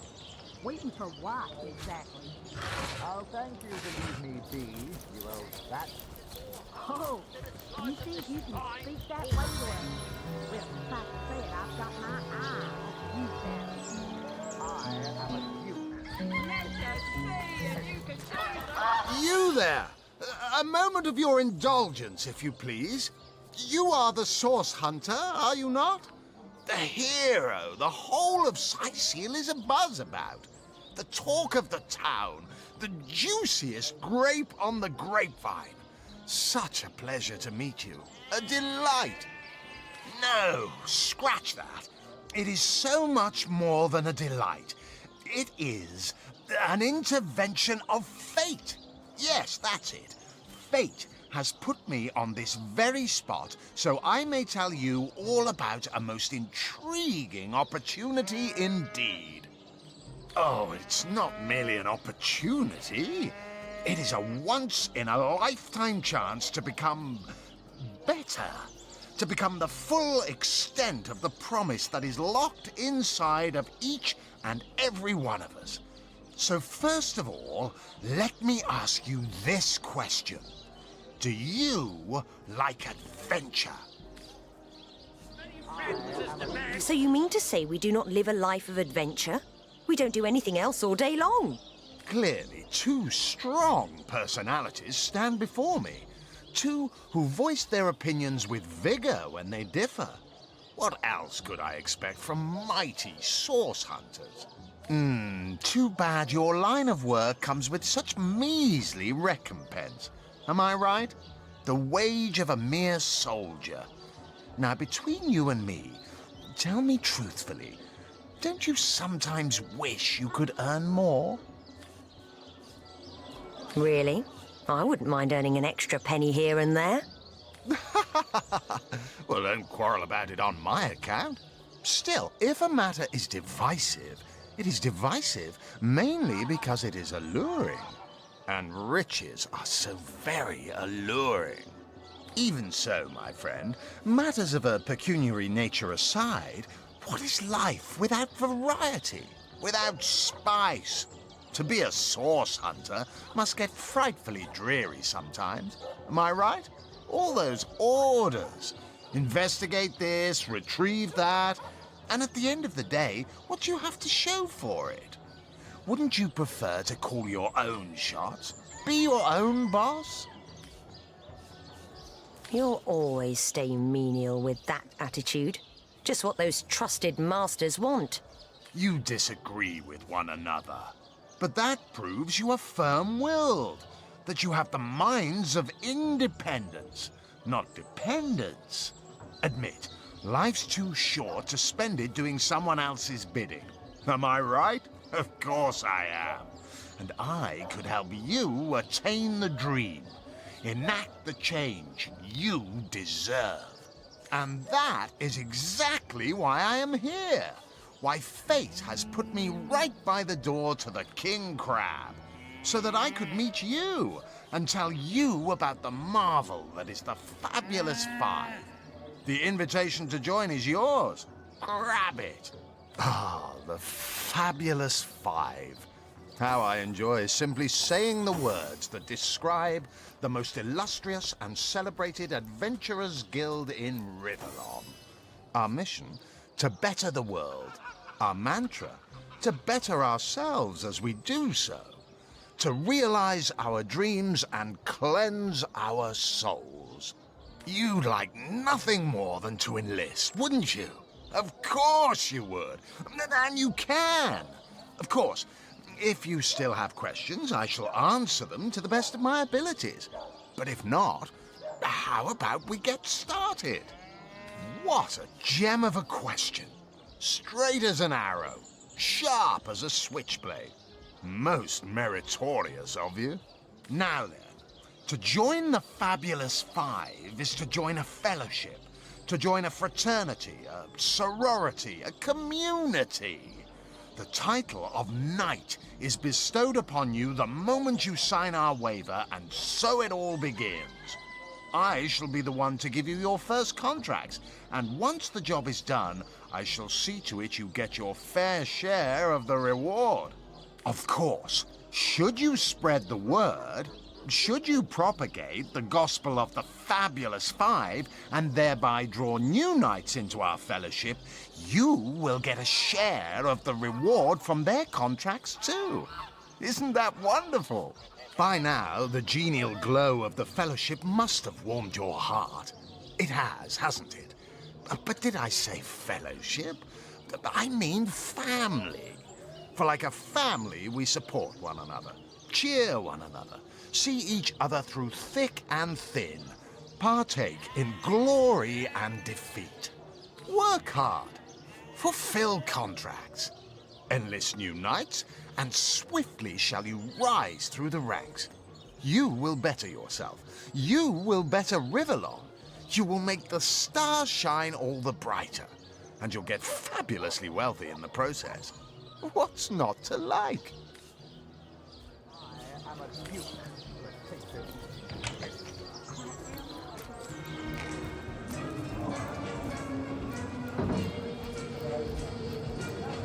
Back, demon! Back, or I'll... Well, what's this? Oh, Medora, you lummox. 1,000 pardons, comrade. This old bear's edgier than a dodecahedron these days. I'll tell you, it sure does me good to set eyes on another of our order. From Academy West, aren't you? Give Captain Wartruce my regards next time you see him. Heavens hornets! That's quite a story, comrade. And come to think of it, one that might concern you. See, I'm here on, well, let's call it a loan from a town to the north of here. Hunter's Edge by name. There's been an attack there, comrade. Orcs. Not your run-of-the-mill savages either, but ones who've taken dark magic to new heights. What they want in Hunter's Edge, I can't say, but it's my responsibility to send them packing. Preferably with their horns in their suitcases and a knee-knocking fear of ever crossing paths with a sauce hunter again. I came south seeking the Legion's help, only to find it tied here in Sicil. They don't have a spare soldier to send northward, and even in my finest form, I can't clear the place of that many orcs without backup. Well, comrade, I hadn't thought of it till you tapped my shoulder just now, but perhaps that's where you come in. I need a contingent I can trust if I'm to take back the town. And the way I see it, you could use reinforcements here in town. I've been scouting Sicil for some time now, and I believe I've sussed out sufficient intel to help solve the murder of the Counselor. With our minds and swords in tandem, we'll make short work of the perpetrator. But it seems you've got all the help you need, haven't you? More's the pity. We could have beheaded 100 Source Yetis in the name of the Order. More than I'd hoped, comrade. I don't know what in tarnation's gotten into the townsfolk here, but there's enough dark magic running roughshod to topple a small mountain. There's Mayor Cecil's doings for one, and the mysteries of our master Thalron for another. And on top of it all, the feline menace is lurking at every hearth and shadow. You mean you don't already know, comrade? Their kind can see in the dark. It ain't natural.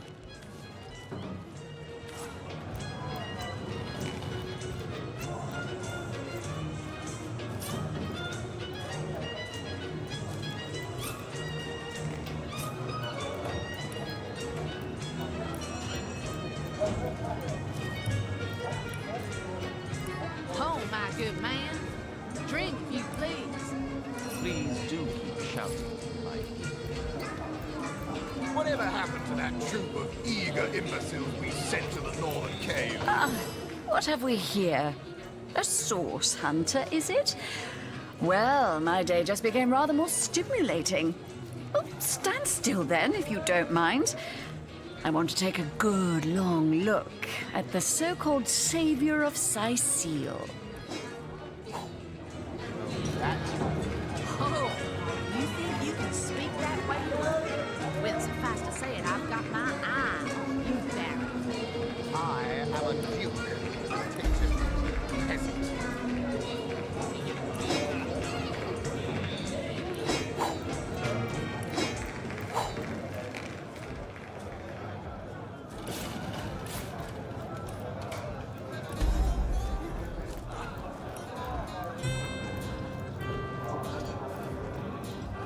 Tall as an elf, strong as an orc, but your face, quite classical, isn't it? Statuesque, some might say. Yes, smooth and sturdy as marble, yet fine as a chisel's edge.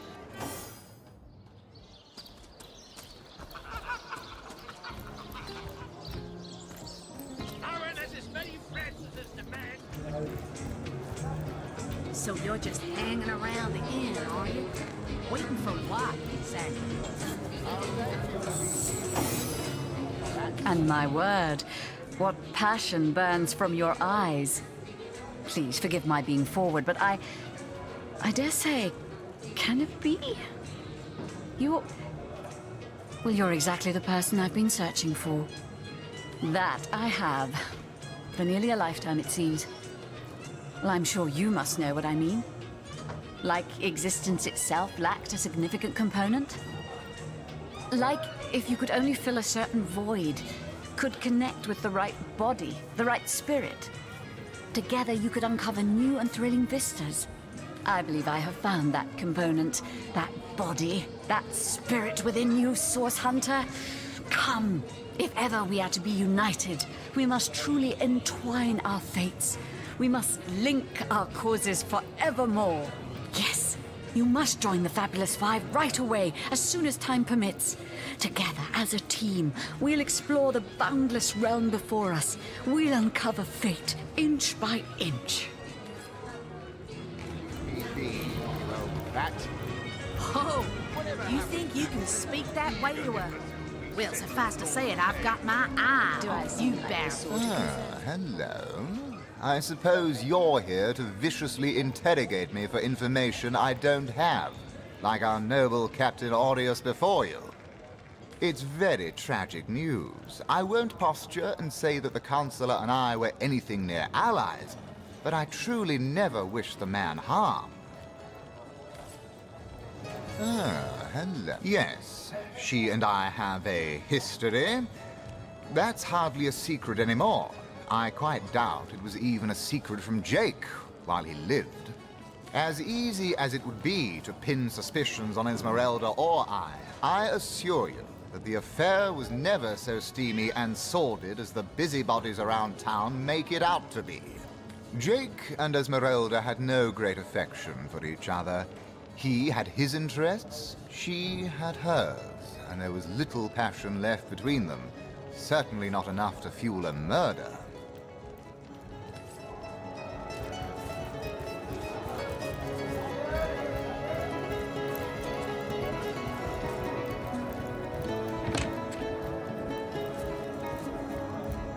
Greetings, traveller. And may the Immaculate Conduit's myriad blessings comfort and cradle you. Tell me, have you yet heard the revelation?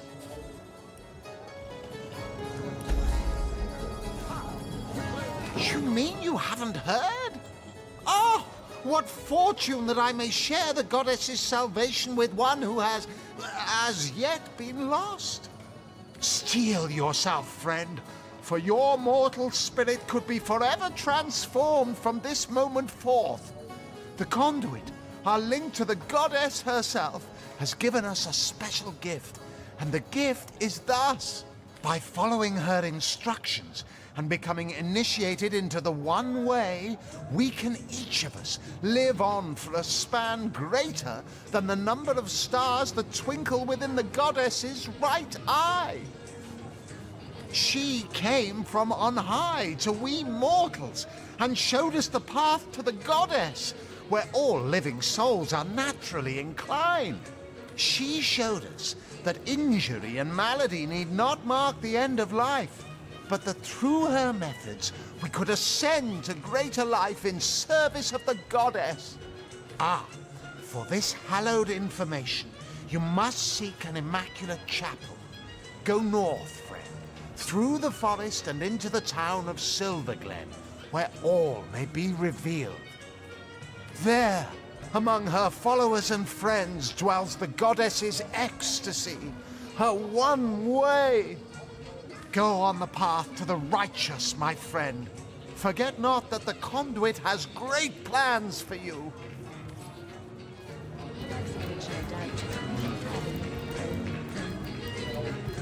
Greetings, Source Hunter.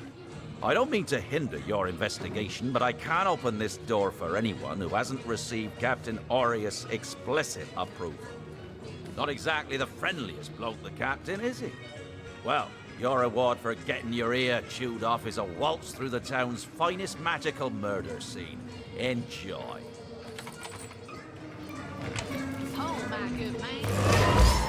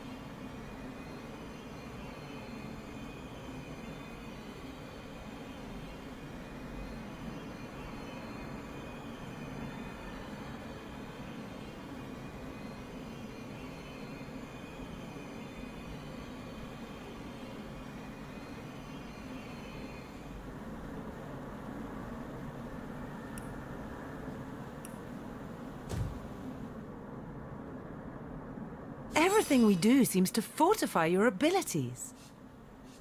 There's no experience to be won from pestering me with vapid flattery.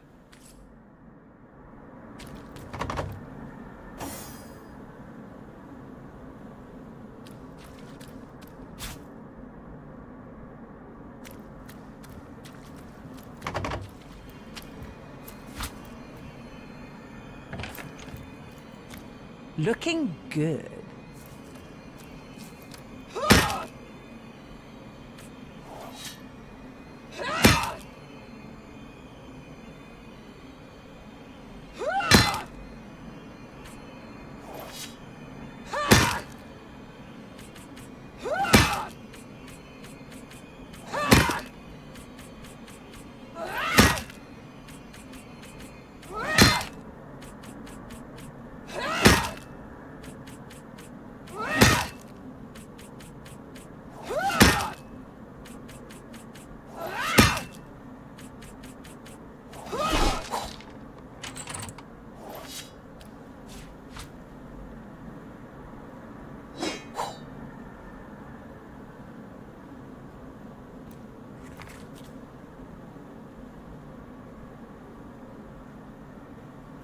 It's official.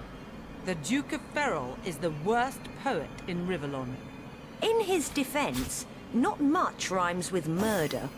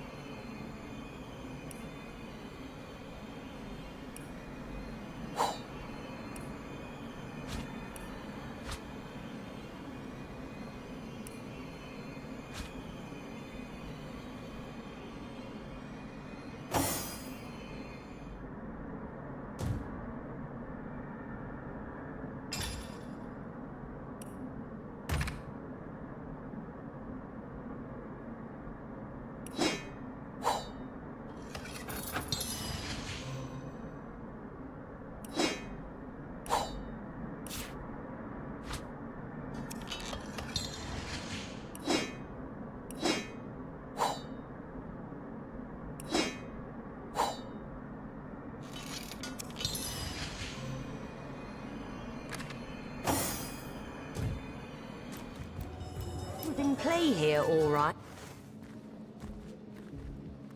I think it would be wise to inspect the Councillor's corpse and see what clues we can find.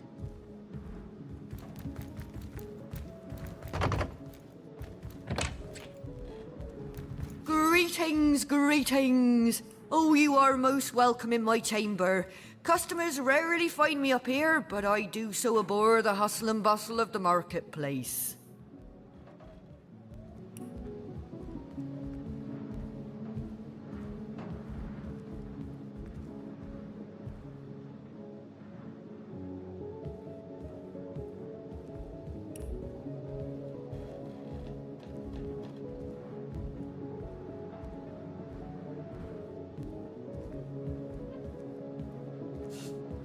That I am.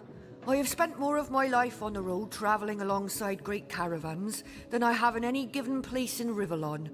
All of this earth is my home, for a few days or even but a few hours at a time, that is. You wouldn't believe some of the things I have seen.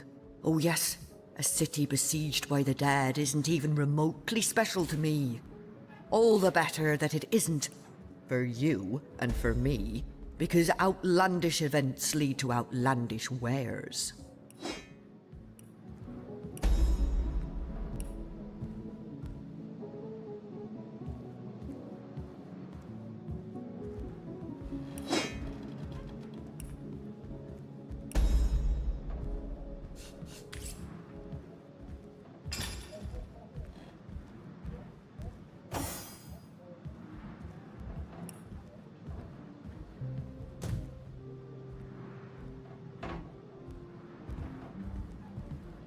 How gratifying to see you return. You are quickly becoming my favorite customer.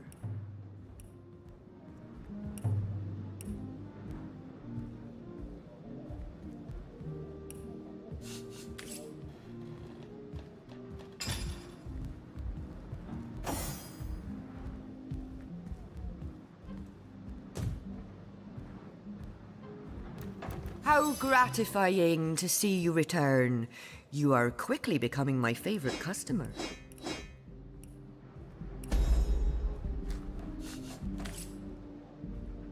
Move along.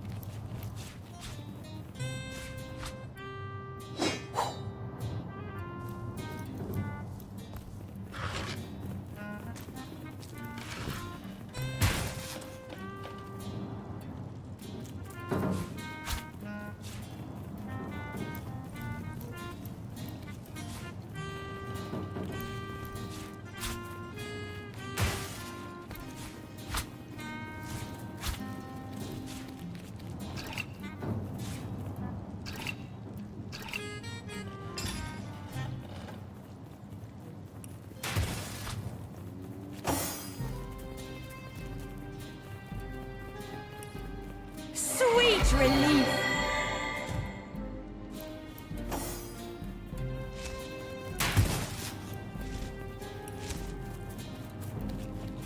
Back on my feet again.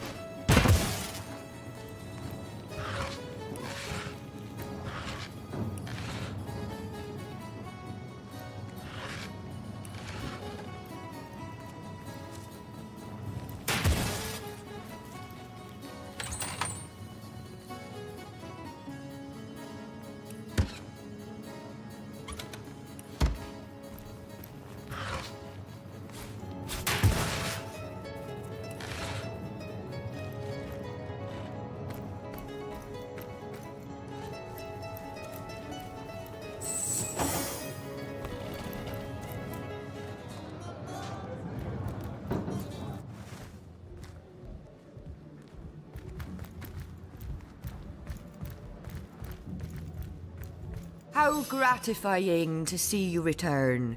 You are quickly becoming my favorite customer.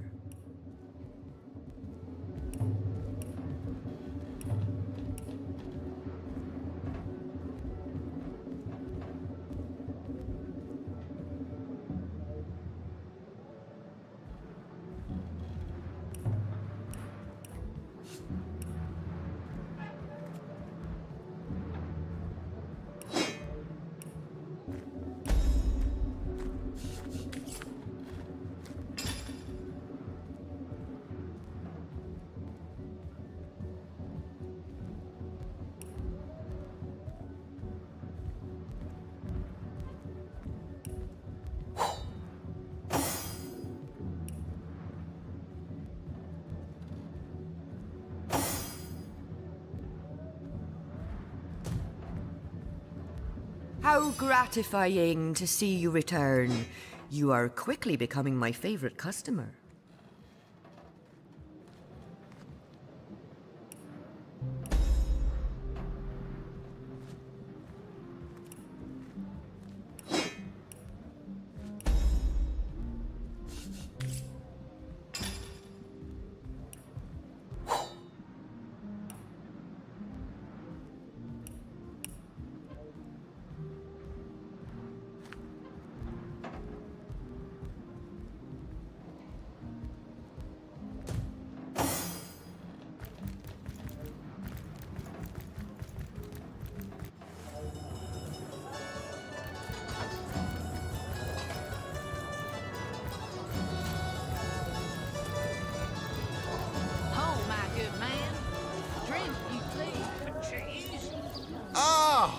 return and humble me with your presence.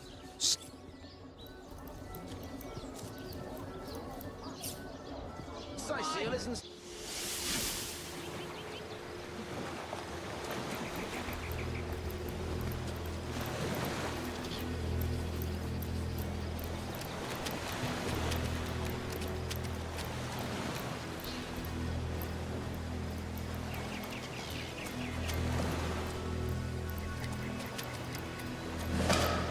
Look! Look! A wanderer comes my way, walking the sands upon which this poor shell must suffer. Call me Ishmael, son of the sea, an outcast upon these wretched shores. An exiled shell, doomed to live under a canopy of arid sky, not his native, tender water. My fate is a cruel one, I assure you. How many snot-noses have held me up against their dirty little ears, only to claim they can hear the ocean? Of course they can hear her, the brats. We are on the very edge of the great aquatic mother, whose embrace I so desperately long for.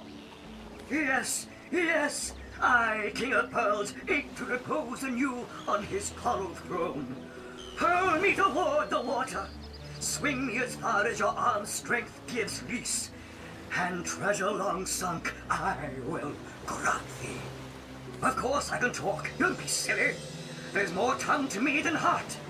Indeed, the surprise should be mine, for I still remember the days when your kind swung from branches and plucked the vermin out of their neighbor's fur.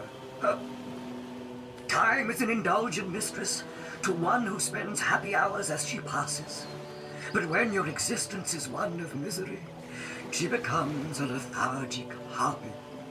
Oh, I remember ancient times, for I have lain here since antiquity, when the ruins around us were palaces, and the sun-bleached dead merry children. All this I have seen, alive, alone. Alas, what do you say, kind knight? Will you return the King of Pearls to the sea, so he may yield you long-lost treasure?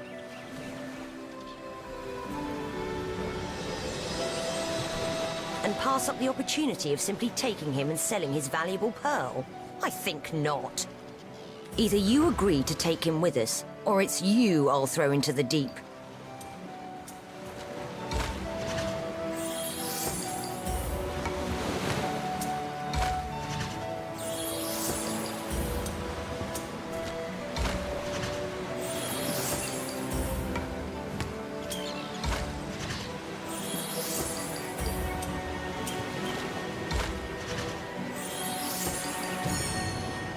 No. No. We'll do as I say, and there's an end to it. Liberator, kind benefactor, bless me the might of your sea-bound pitch. The sea, I have returned, where every wave feels like a mermaid's kiss. May the bounty of the deep be yours, along with my eternal gratitude.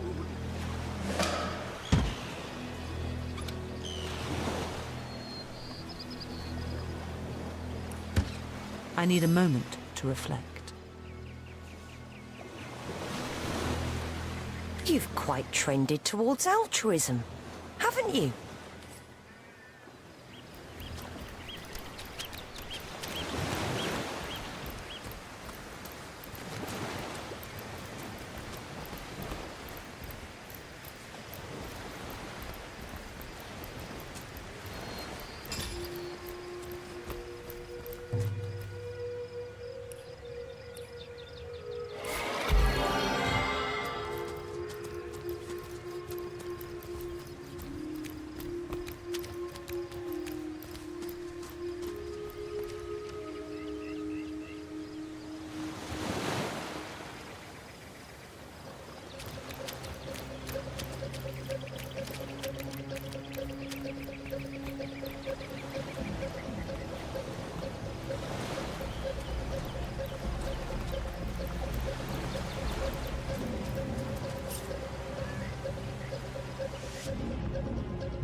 Welcome back, source hunters. I've been eagerly expecting you. You found another starstone, haven't you? Go on, go on. Ask me how I know. Aha! Mere child's play when you know what to look for. And luckily, I do. Do you remember when you first arrived on this plane? When the dormant portal that led us to this hall sprang to life? It's happened again, my friend. Another portal has reignited. The end of time is growing by the stone. It's all connected somehow. You, this place, the void, the stones. Soon we'll have unraveled the whole truth. Oh, how I do love a good mystery. You don't imagine that I'd presume to explore it before you? No, no, no, that would be most unmannerly. And not to mention, well, No, I'm sure it's nothing. It's just that beyond the portal, I sense a presence that I can't quite account for. It is at once powerful and faint. Perhaps only a shadow, perhaps more. But this is only speculation, of course. Come, come, let me show you the way. Once you're through, you'll be able to report exactly what we're dealing with.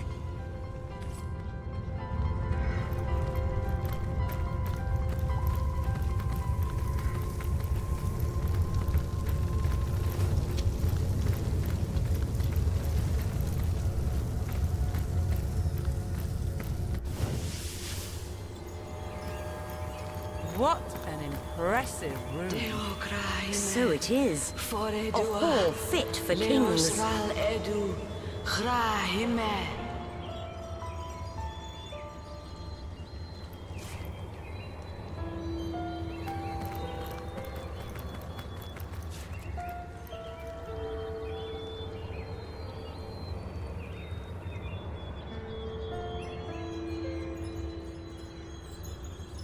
You. It cannot be you. But it can only be you. The Guardians. Those I deceived. Those that deserted me. But oh, how weak you have become. As weak as you used to be strong. Look about you. You used to lead, and now you follow. Ignorant of your faults, and ignorant of your fate, that it has come to this. Woe to the world that it has come to this. He won't believe me, the fiend. But they have come, as I prayed.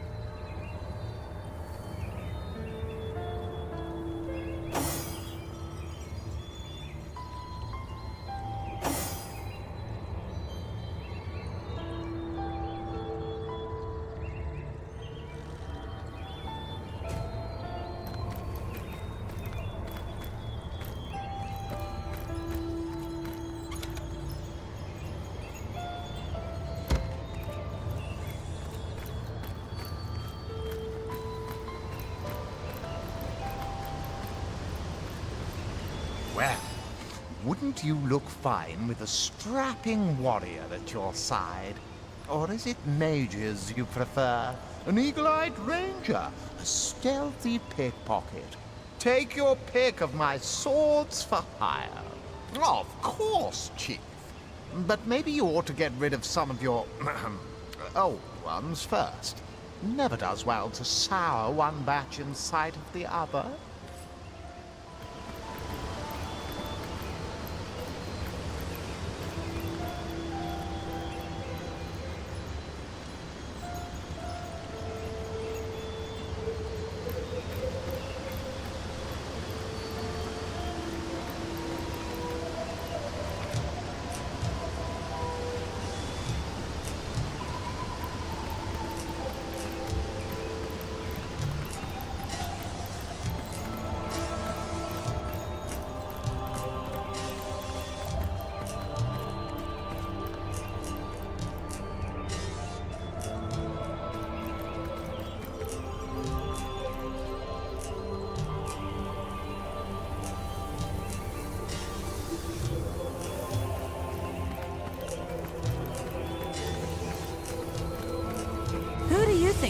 creature in there was?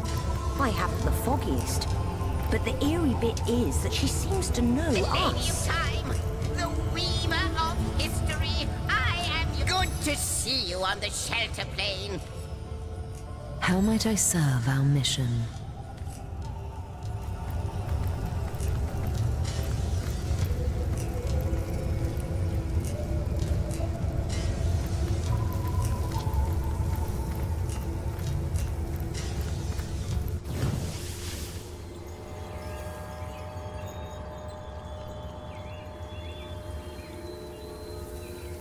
A question has me stumped, milady. Why are there two of us? Two beings that record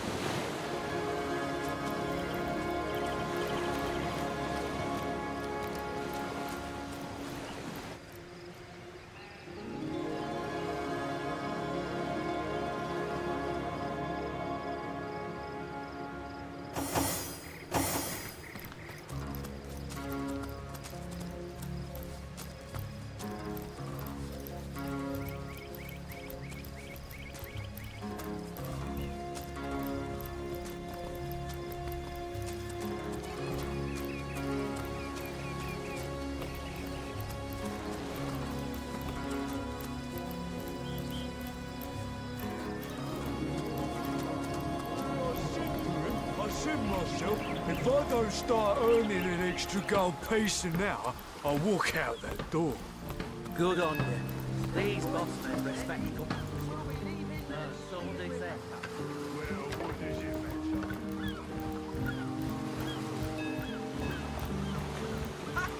No, he didn't. He drove it straight to the pub and back. Have you found us a job yet? We'll take anything, really. Well, you never know when something might turn up. Keep an eye out, and so'll we. I would never sail to your door anymore. Speaking of you, you're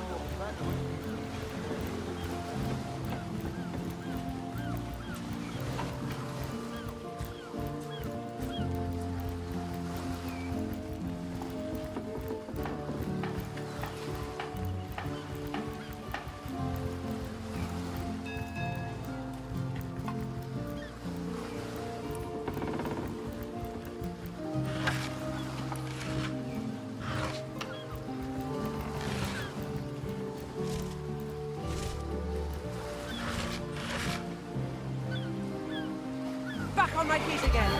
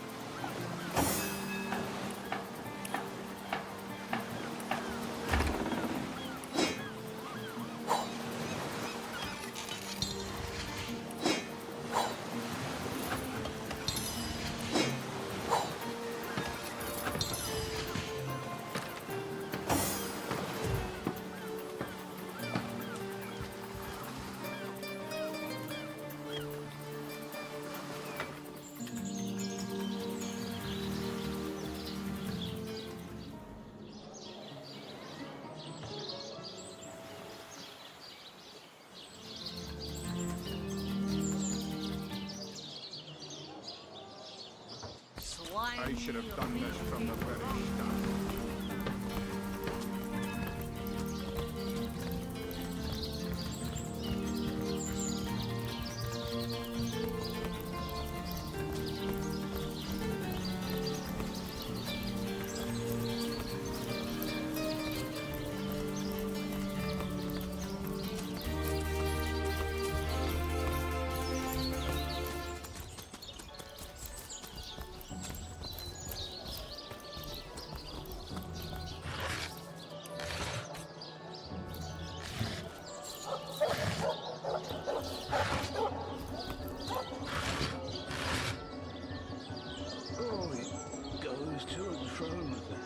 Back on my feet again.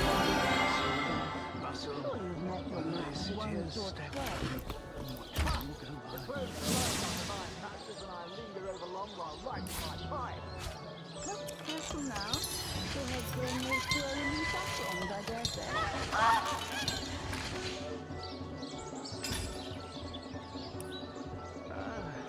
The sun is out. Yet I feel cold inside my soul. Baby, yes.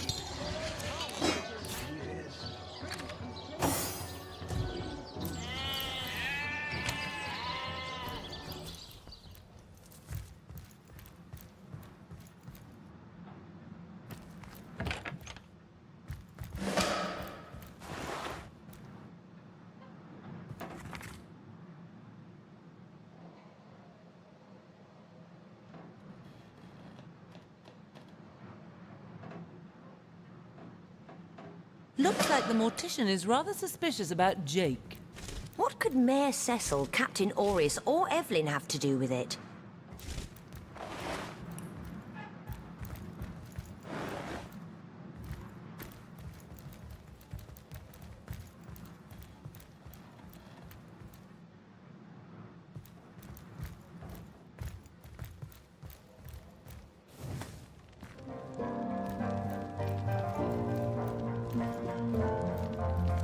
So, what's the bad news? More orcs rampaging through the docks? Or have those infernal statues sent another soul flying to his death? Sad story, that. Though if I'm speaking plainly, the sentimental aspect of it all doesn't make much of an impression on an undertaker. Especially not these days, with so many laid low by the orcs and such like. I just concern myself with giving the remains a respectable exit from life. We set him to rest in the northern graveyard. Perhaps he can finally get a little peace. How do you... Ah, the ledger, is it? Fool was I to leave it in the open. Or perhaps I even looked forward to being found out. Well, as you know, I have my suspects in the matter. What would you like to know? I know it sounds strange suspecting the doctor's apprentice of something so ghoulish as this, but there's few in this city could manage to transport a corpse without raising eyebrows. It was she who delivered Jake's body from the inn to the mortuary. And there was something about her that night. Some kind of excitement. It seemed she could barely contain her thoughts. That there was something thrilling about to happen. I can't quite settle it in my mind how a young medical professional would have such a strange reaction to an occasion such as that. And this may or may not have anything to do with the whole rigmarole. But her master, Dr. Theleron, bought an old shack of mine, one overtaken by undead, for an exorbitant price considering what he was getting. I never did figure what he wanted it for, but he sure seemed eager. That gold's the only good thing to come out of this blasted affair, and I certainly plan on making some use of it.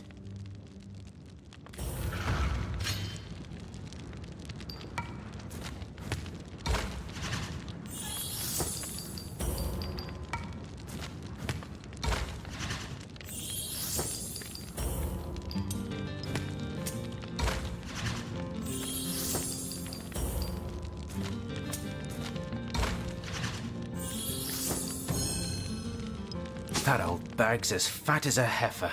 She won't miss that sheep for a moment, and she sure as hell won't starve over it. Well, hey! Does the ground turn to glue when you've been naughty around here?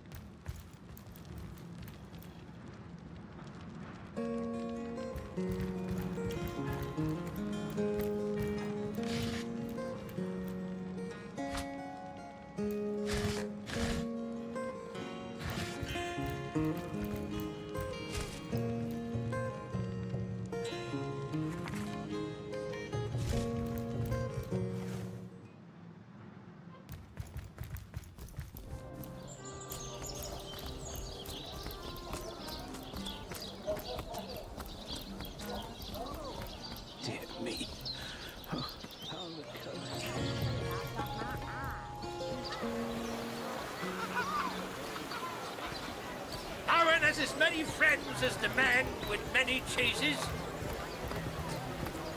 Join the Spud Club if you've got an eye for farm potatoes. Any takers? Come on, you chickens! Well, what sort of arrows do you want? Freezing? Silver? Poison? Get to the point.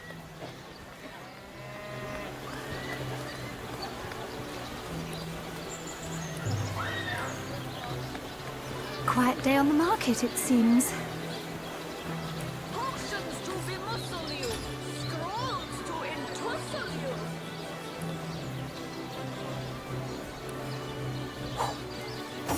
Heavenly herring, delicious dogfish, yours for a scrap of gold each.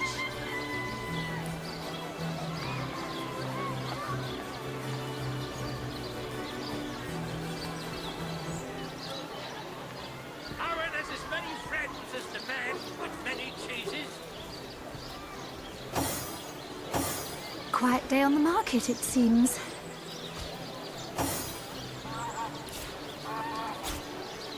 Quiet day on the market, it seems. Well, what sort of arrows do you want? Freezing?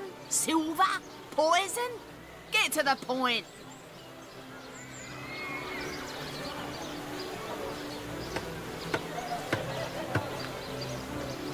Quiet day on the market, it seems. Join the Spud Club if you've got an eye for farm potatoes. May the big cheese on your block with a wheel of the good stuff. Quiet day on the market, it seems.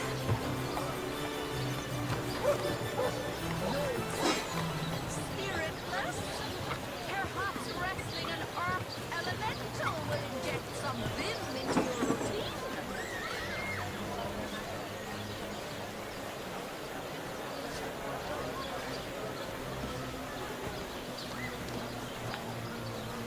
Aaron has as many friends as the man with many cheeses. Fresh haddock, perfect for a fire. Not in the mood for cheese. The excuse is more holes than a slice of this fine almond bread.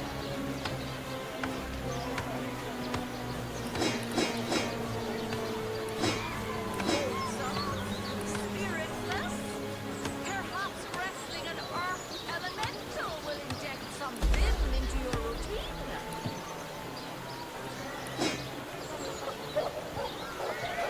Quiet day on the market, it seems. Any takers? Come on, you chickens! May the big cheese on your block with a wheel of the good stuff. Quiet day on the market, it seems. Aaron has as many friends as the man with many cheeses.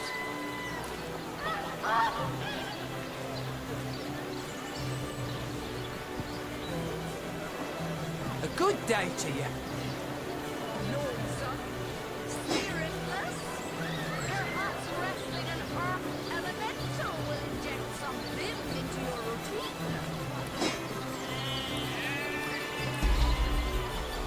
Let us see if you can choose the finest greens.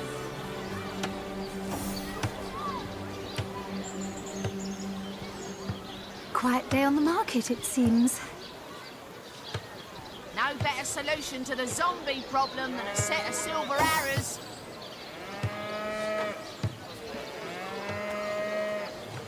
May the big cheese on your block with a wheel of the good stuff. Fresh haddock, perfect for a fire.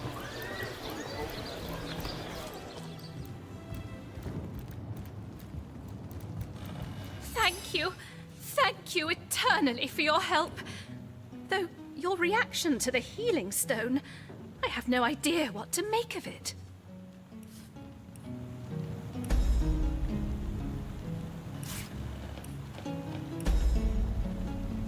Is that so?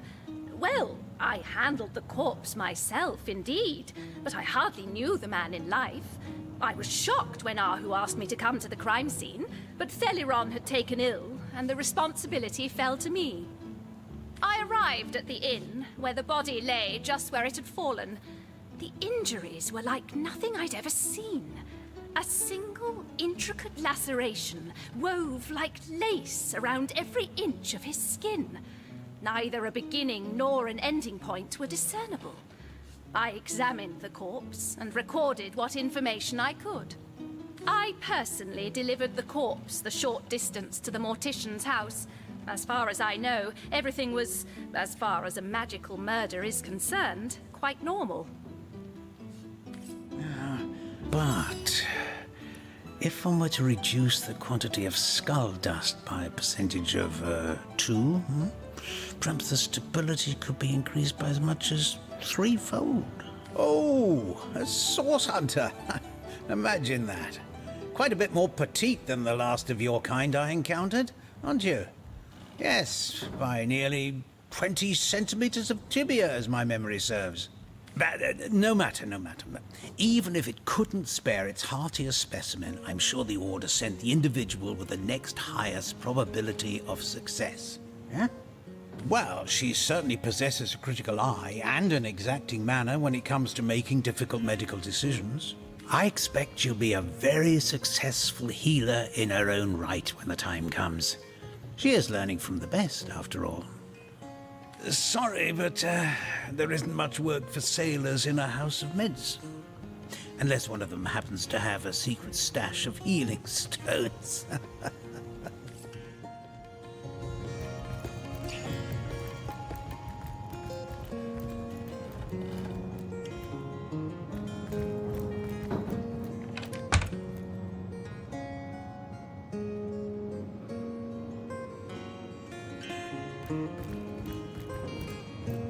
Striking it rich! No, I know it's here somewhere. I didn't want to ruin this particular batch of party elixir with too much blood. There must be some way to open this.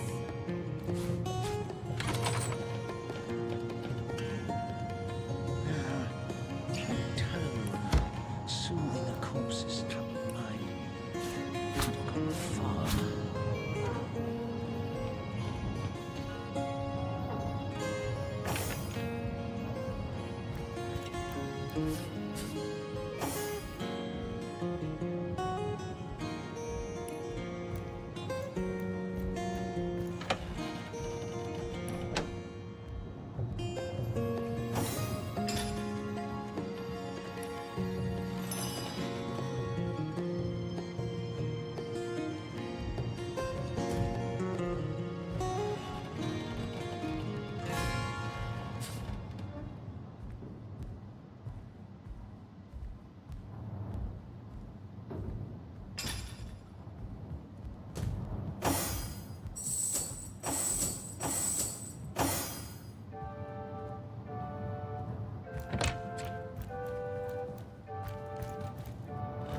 She'll realize soon enough that her little party tricks hardly make her worthy of such grave responsibilities.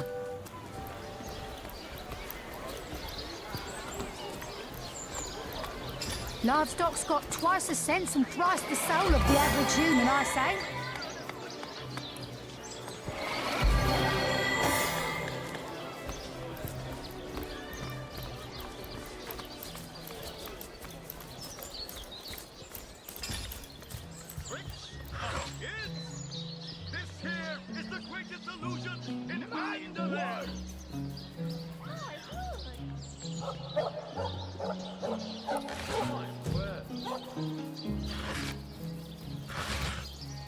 Today, I think, that begins the great Sigurd and his rainbow of war machines. It is said, and this I have heard from a ghost who knew Elba, who knew Everett, who is said to have known Sigurd himself, that the king had a great thirst for blood. So ardently did he crave creamy blues and gory red, that he ordered a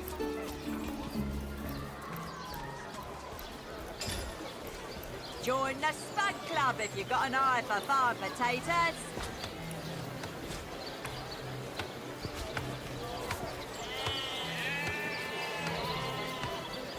Eat a big cheese on your block with a wheel of the good stuff.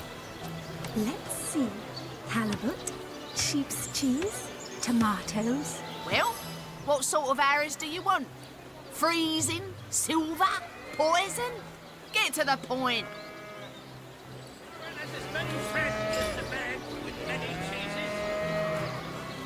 Quiet day on the market, it seems. Well, what sort of arrows do you want? Freezing? Silver?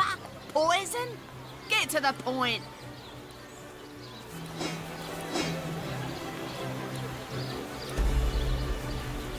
Red and orange, yellow and green, the finest veggies Sidefields ever seen. Heavenly herring, delicious dogfish, yours for a scrap of gold each. Quiet day on the market, it seems.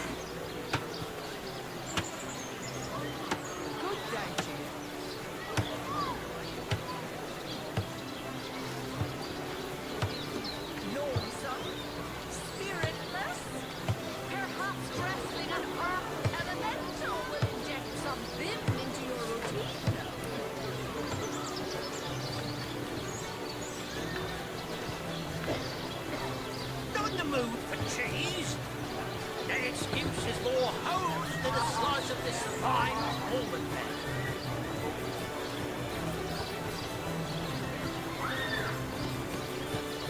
Quiet day on the market, it seems.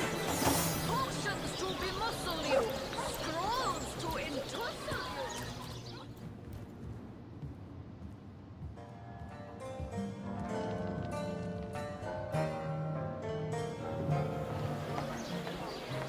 you. Lonesome. Perhaps wrestling an earth elemental will inject some vim into your routine.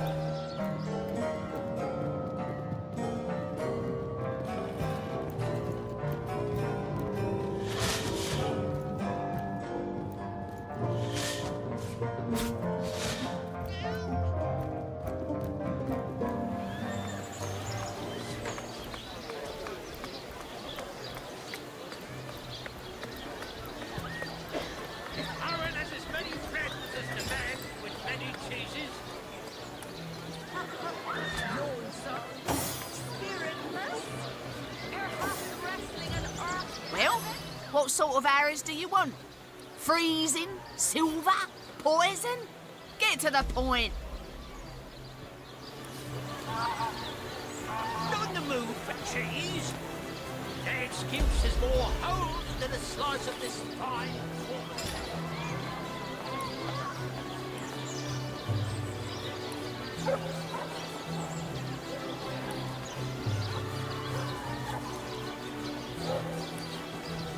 Not in the mood for cheese.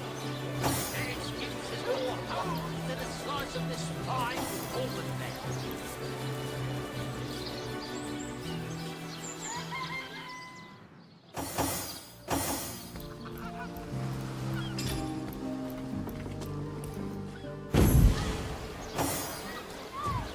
Toe of snake, wing of worm.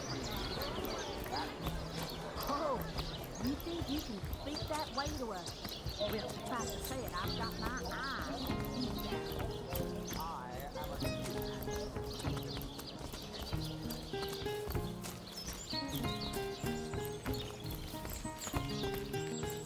Looks like that dog is awfully Here lies agitated. Jack. Perhaps the he wants oldest to man tell in us something. Syciel. Get off my grave, you jackanapes. Peace be with you, traveller. May your lost loved ones rest in peace. In memory of Loni, death lies on her like an untimely May the frost seven keep upon the you. sweetest flower of... Here lies Kavanagh. Will they have Syciel pie in the afterlife? Here lies Jake. Please do not disturb.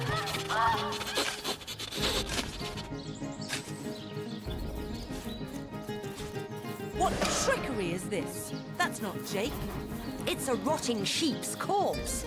It seems someone snatched Jake's body. May the seven Here lies keep James, you. as usual, the filthy fibber.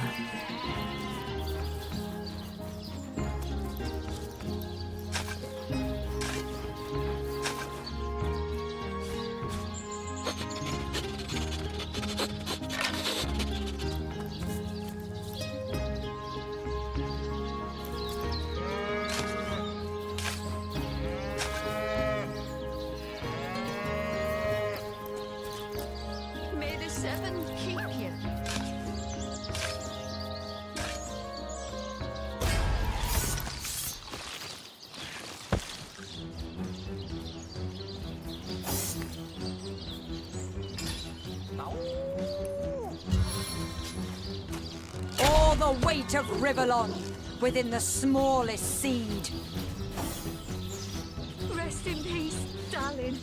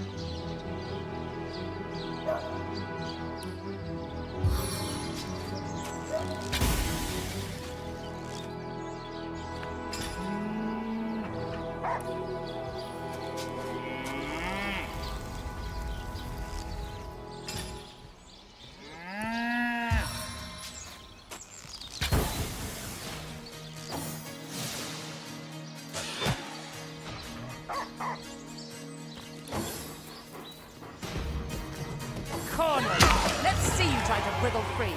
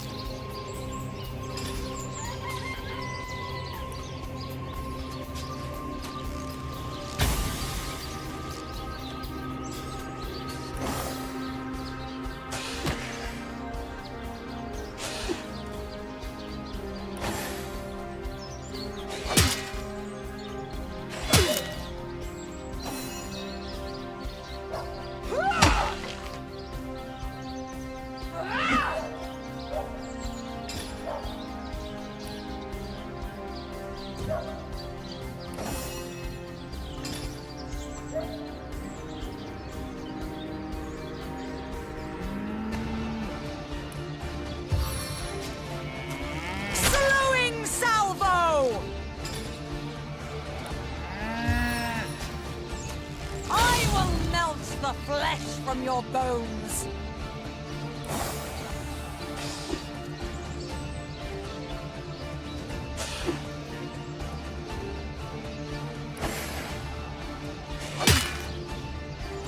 The Seven call me home. Chaos grips my hands today.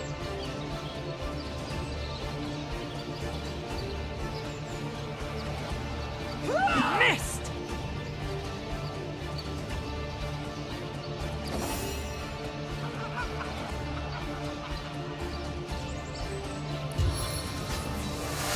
Once my arrow tastes blood, it craves more.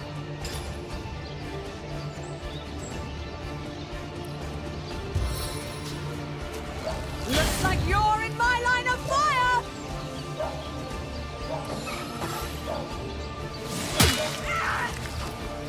Meet your demise!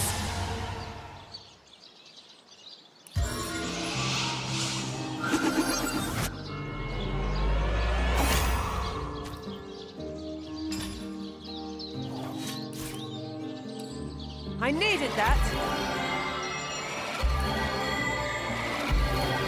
Why are you all moving so fast?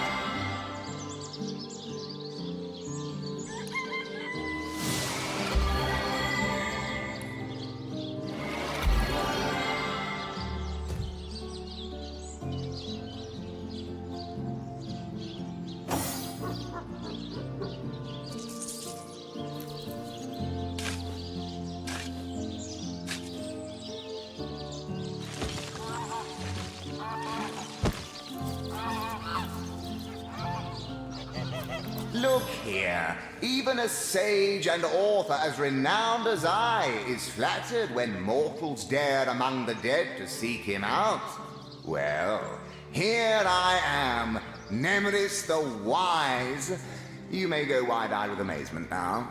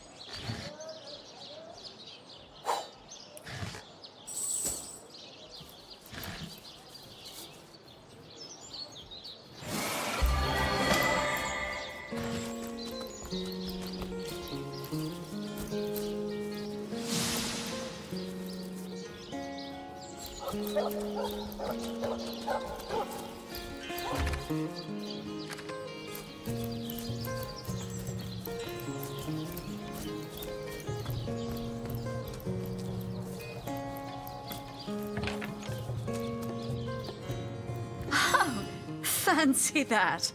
A source hunter barging in when the lady of the house is fully dressed. Who could have fathomed such a thing?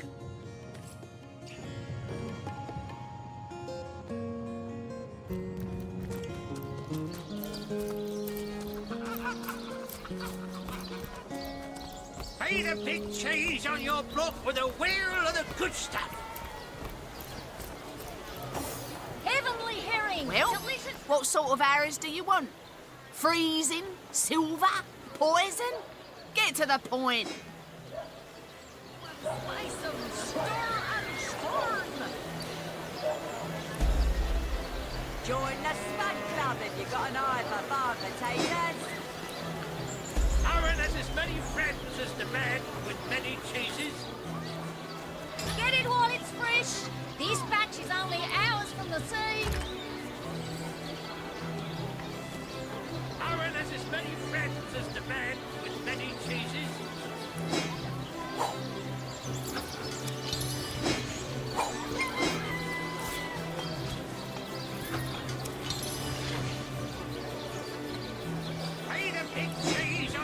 brook with a wheel of the good stuff. Watch the undead quiver in their mouldy boots. Pay the big cheese on your brook with a wheel of the good stuff.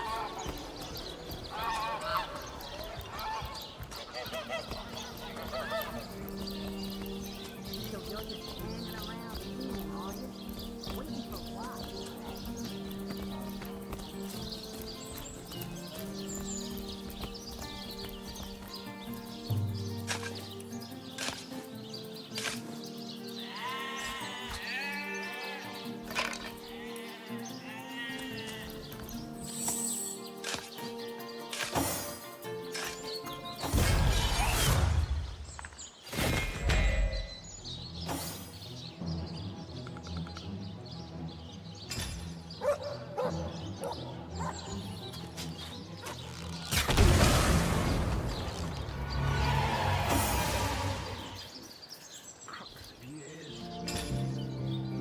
My life is ebbing away.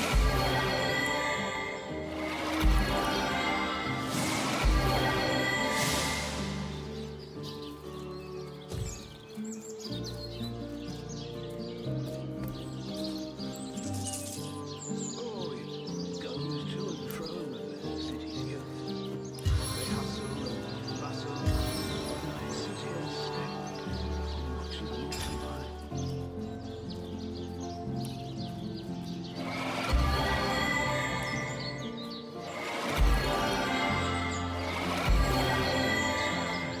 The sun is out, and yet inside my soul, vein of age, crux of years. The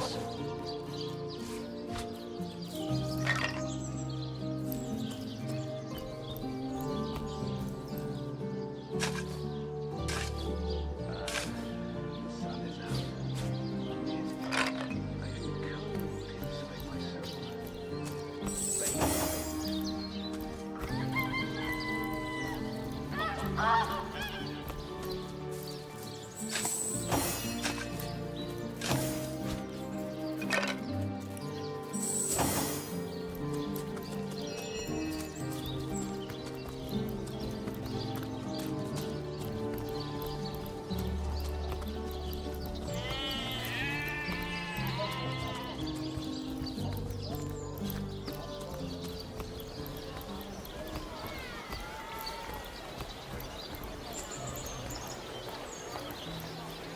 Well, what's...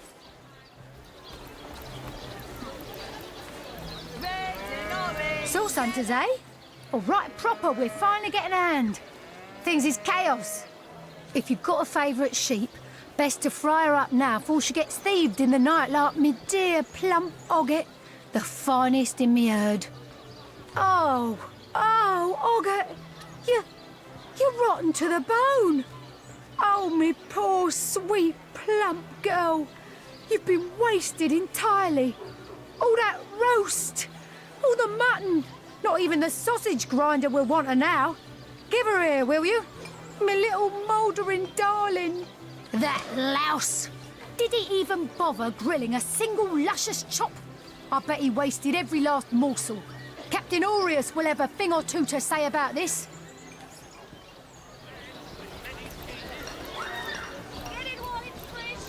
Far? Hello again. Terribly sorry, Source Hunter, but I seem to be fresh out of priceless relics for you to destroy.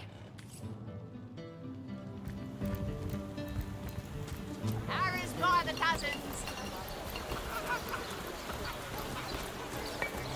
Pay the big cheese on your brook with a wheel of the good stuff.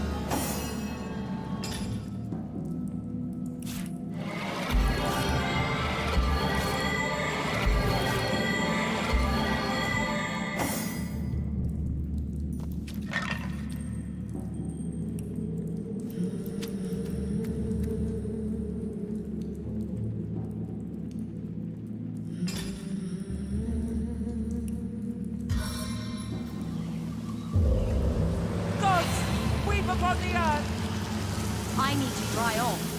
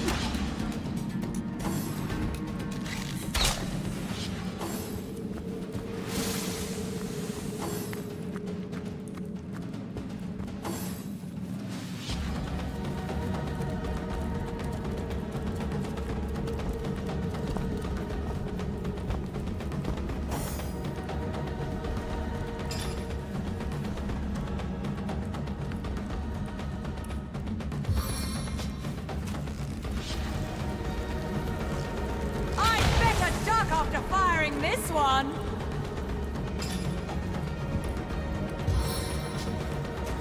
Like being kicked by a troll!